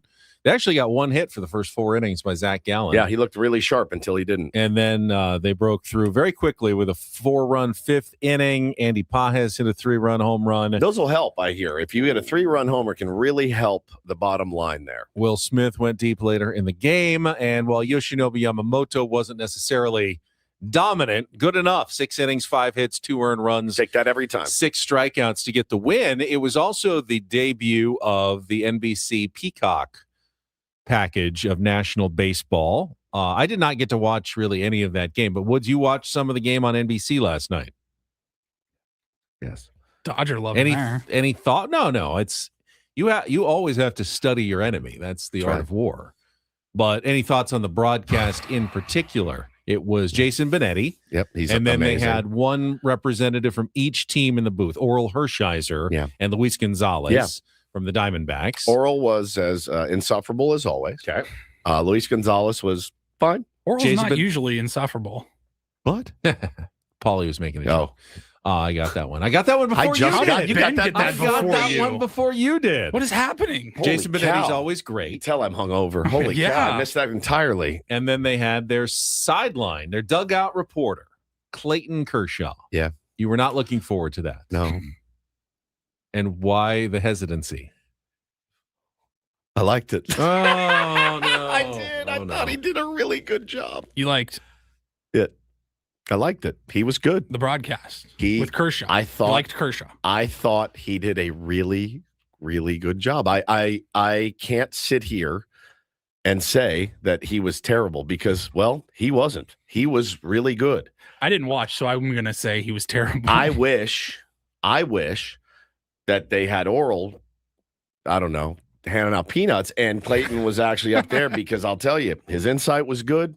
He was confident. He spoke well. I watched the Netflix broadcast. You see Anthony Rizzo the other night, who was like, I think it was a good play. Let's ground ball down here. They caught it, and that'll get you an out every time. And I was like, bro, speak up. Like, what are we doing here? Anthony, he was a minute Rizzo. He was a little nervous, but Kershaw was good, man. I don't know what to tell you. I see what you're doing. What? I see what you're doing. I'm not doing anything. That's my honest opinion. I know you are, but you're throwing in a little honest objectivity so that all the other bad things you say about the Dodgers are also honestly objective. Here's the thing, dude. I don't like the sound of Joe Davis's voice. I think he's the most overrated broadcaster. And if he was the Orioles announcer, I would tell you the same thing if they jammed him down our throats for national games. I would tell you. I don't think he's good at his job, and he talks like this, and he's boring as balls, dude. He's so boring. And I don't understand the love for him. I just don't. It has nothing to do with the LA Dodgers. Nothing. Oral Hershiser, I've never liked him. I thought he was a jerk. I think he's a jerk on his broadcast. I listened Smarmy. Yeah, I listened to Kershaw last night, and I went, dude, he sounded good. And the insight he gave was spectacular. And I was like, all right. I mean, trust me, I was not happy about this. I see what you're doing, but that means now that Joe Davis and Oral Hershiser can't go Padre hack. He just hates everything Dodger related. Because now they go, wait, he likes Kershaw. He likes Clayton Kershaw on the broadcast. He thinks he's really good, but he still thinks we're two of the worst broadcasters in baseball. Well, and the other thing is like, and you know, we talk all the time about the guys that broadcast that literally hate baseball. Ex-players, they hate it. They're like, they're like, I hate this is the worst. These guys suck. They're all pansies. This is awful. I can't believe he did that. Like, this game blows. And it's every broadcast. But you listen to Kersh and you go, that guy friggin' loves baseball. And you can tell he doesn't want to be done playing baseball. He does not want to be done. And I'm listening to him going, listen to him talking about pitch sequencing and things like that. That stuff I need to know. That stuff I can use. Not, well, back in my day, we would never do, like, I want to know what is going through his mind. And he was so he was honest. He was like, oh, dude, like I put all my stock in Will Smith. Will Smith called my pitches for me and I executed them, and that was it. And he was refreshing. One of the things I love everything about Mud, but he never does that. Never. He loves today's ball players. He loves today's ball Appreciates players them so much. Donnie too, man. Didn't get to watch him yesterday because I was at the game the whole time. Looking forward to tonight when I get to actually settle in, since I'm not going to the game, to a Don and Mud regular season broadcast. Oh, by the way, just got a text in from Mark Grant. Says, happy anniversary. What does it say? Bitches.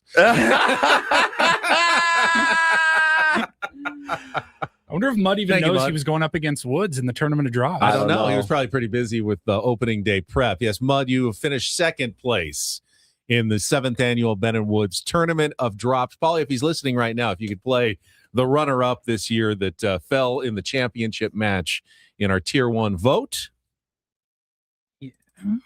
It's so long and big, Donnie. Yep. Almost, Mud. You almost had it. It was a close vote, but you fell in the championship to our new winner, Stephen Woods. Yes. It's so long and big, Donnie. That's very large. Come crank your hog. Our winner, Stephen Woods. The winner. Yeah, congratulations. So yeah, I listen. I'm not. again, being objective and being informed during a broadcast by a guy that actually likes the game, it was a refreshing take. It really was. There was none of this back in my day stuff, none of it. And I thought he did a great job, man. Give credit where credit is due. He really did. And I was not happy about my take. I put it in, texted a buddy the same thing. He's like, oh, cool. Very cool. I'm like, hey, I just call him like I see him. All right, we'll take a timeout. There were also some incredible performances by not just Kevin McGonigal, but some other rookies in baseball yesterday. We can finish our baseball talk and set the stage for Game 2 tonight. Look at the Padres-Tigers matchup. All coming up. Final segment of Better Woods. No Sunday baseball, right? None. Just today and tomorrow. Zero. And then And a no day off Padres game on Sunday. And then we'll be back on Monday. Right. It's going to be weird. So, Very weird. get your baseball fix in the next couple of days. Get your Ben and Woods fix in. And we'll tell you where you can find us tomorrow morning as well. All coming up next here on 97.3 The Fan.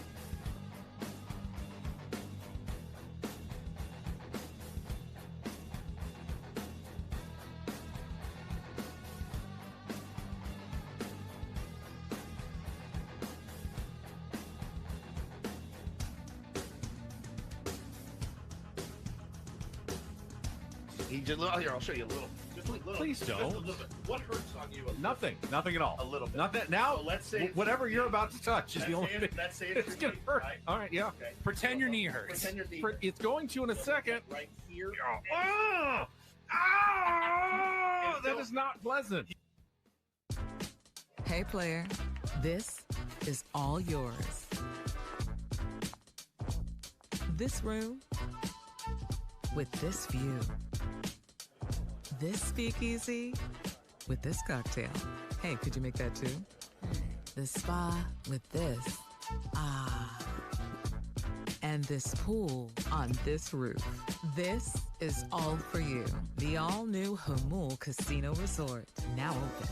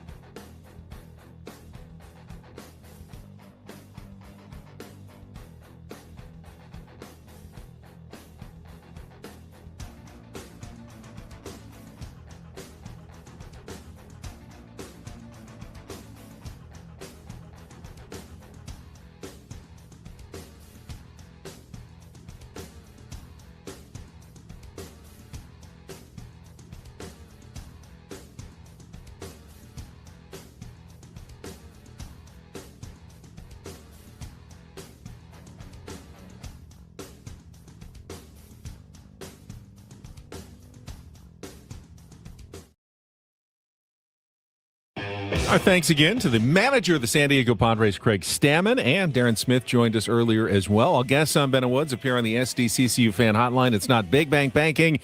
It is better, and we invite you to join us tomorrow morning, a special Saturday broadcast of Ben and Woods. We will be live in the Gas Lamp or in the East Village at Far Corner, right there on the corner of J and 10th, I believe, starting at 10 a.m. until noon.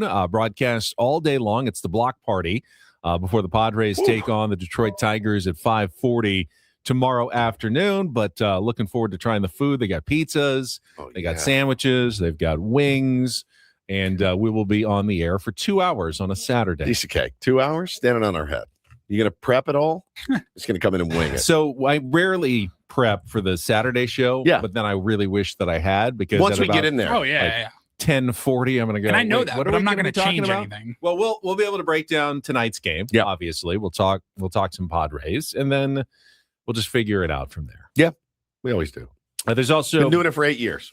Obviously, St. John's and Duke. Yeah, basketball tonight. You got Ben. four more games. The Elite Eight will be set after tonight's 4 more matchups. Yeah, St. John's, Duke leads things off. That will be a good game to watch. Alabama, are you going to be able Michigan. to? What do you got going on? I got Little League tonight. Game's at 6:30, so I'm bummed. Oh, so you're going to miss the Padres. I'm going to miss the Padres game, but I will record it and come back and watch it because I want to see every pitch of Michael King's return to the mound. Yep. I'm not going to check my phone during the game. I never do. I'm going to stay dialed in, trying to stay undefeated. Not that matters. Not that matters. I'm just here for fun and development. The late games tonight are Michigan State, UConn, and then Tennessee, Iowa State. Iowa State's assistant, J.R. Blount, is the new coach at USD. That's right. He'll be there. And then we have the other 2 Elite Eight matchups were set yesterday. It'll be Purdue against Arizona. Purdue had a last-second tip-in to win by Trey Kaufman-Wren to lift the Boilermakers into the Elite Eight as they beat Texas. Arizona just scored like they always do, like 100-plus points in routing Arkansas. And then Iowa beat Nebraska, so a 9 seed actually making it to the Elite Eight. Hawkeyes, and they'll play Illinois in an all Big Ten Elite Eight matchup. The 4th place team from the Big Ten against the 9th place team. I was watching from that the Big game Ten. a little bit yesterday. Illinois has a Stojakovic, a Mirovic, and I think it was Isevich, all on the court at the same time. Did they all grow up in Peoria and just stayed home in Illinois, or no? Are they related to the Peja Stojakovic? That is his son, and then I don't know the other two. NIL is a powerful thing. You can get players from anywhere and all over the world. All right, let's check traffic while Woods tries to turn down his audio of his computer, and then we'll wrap things up with a little more baseball talk here on 97.3 The Fan. From the 855 Get Ross Traffic Center. Injured? Demand justice. Demand Jurowitz. 855GetRoss.com. Here's Kelly Danick. Traffic is sponsored by Valvoline Instant Oil Change. Not too bad of a wrap-up for our morning drive. Watch out for a stalled car northbound 125 before Lemon. It's in the center divide. Looks like it may have had a blowout. So just take it extra carefully there. Move over a lane if it's safe to do so. That's northbound 125 right before Lemon. San Diego drivers, keep moving with Valvoline Instant Oil Change. Their expert technicians help keep your vehicle and everyone in it safe and road ready. Stay in your car. No appointment needed. Save at SoCalOilChange.com. Valvoline Instant Oil Change, your 15-minute drive through oil change. I'm Kelly Danick with Ben and Woods, San Diego's #1 sports station, 97.3 The Fan. All right, so let me ask you a question, Woods. How much did your net worth go up yesterday based on the results of some of your rookie card players that you have? Because it was a phenomenal day for rookies. And it wasn't just Kevin McGonigal's 4 for 5 for the Tigers. You had rookies all over baseball having massive first games of their careers. That went up. It's weird how the market works sometimes. The market, how it works sometimes. But you do see an influx of, like, the day Connor Griffin hit 2 home runs in a spring training game, his cards tripled. Like it just the same day. It's crazy how it works. Because people see the box score or they get the notification on their phone. They're like, oh my God. And they go, I should probably get some Connor Griffin cards. Get some of these. Chase DeLauter's nasty. of the Cleveland Guardians hit 2 home runs, right? Yep. So technically it was his major league debut. Because he appeared in the playoffs. But he appeared in the playoffs only last year. That's right. It was like the Adrian Morejon, right? So Ryan Weathers. Ryan Weathers did that for the Padres a few years ago during the pandemic.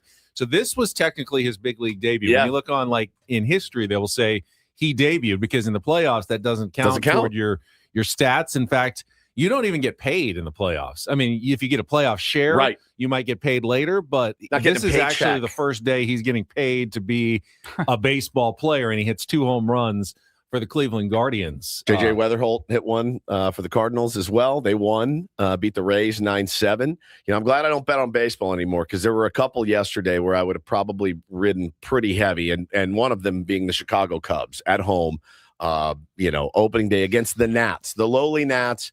And they got smoked 10-4 Nationals. And one of the most interesting stats I think I've ever seen in my whole life was Ian Happ yesterday. He hit a ball in Wrigley Field. It was 109 off the bat, 32 degrees launch angle. You couldn't hit it better. Ian Happ.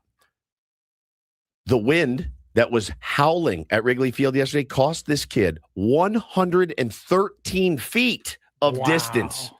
Didn't go out. 113 feet is a third of the way out to left field. I mean, so he hits a tank. Any other ballpark, any other day, that ball is on the street out on Waveland Avenue. What was the other stat, the insane stat that we were talking about from Jason Johan Stark? Duran. I couldn't even believe this, but someone tweeted that it's the first time that any Phillies player has gotten a save at home in the first game of the season. Is that what it was? I sent it to you guys yesterday. I'll find it. It was kind of nuts. I think it was Jason Stark. He said, it was Jason Stark. It says, this seems impossible, but Johan Duran just became the first Phillies reliever ever to save a game at home on opening day. Ever. The first Phillies reliever to ever save a game at home on opening day. Philly they probably don't host a lot of opening days. Right. True. That's true. Like not their home opener, but like just true the actual opening day. That's they're probably usually on the road, so they don't have as many as, say, the Padres. So here we go. Right here. Was curious about this. Crazy. So I went deeper to contextualize. Since saves became an official stat in 1969, the Phillies have had 9 home opening day wins, 3 walk-offs, 5 non-save situation wins, including 1 complete game shutout by Chris Short in 1970, and now their first save at home on opening day of all right, time. so 8 games without a save is not an insane stretch to not have a save in 8 straight wins. It's a little unusual, but it's unusual. It's not unheard of. It's just weird that it's never happened on opening day. Right. You mentioned the Ian Happ home run that was taken away by the wind. Wasn't even the biggest home run robbery yesterday. Yordan Alvarez of the Astros, they were playing at home against the Angels, and they had the roof closed at Daikin Park. Hit an absolute just monstrous shot down the line and right. So high and so far that it hit the roof and bounced into the crowd foul. Now, it was going to be a home run, but the ground rules at Daikin Park say that the roof is part of the field. So because it landed foul, it was just a foul ball. The Astros reviewed it, but there was nothing they could do.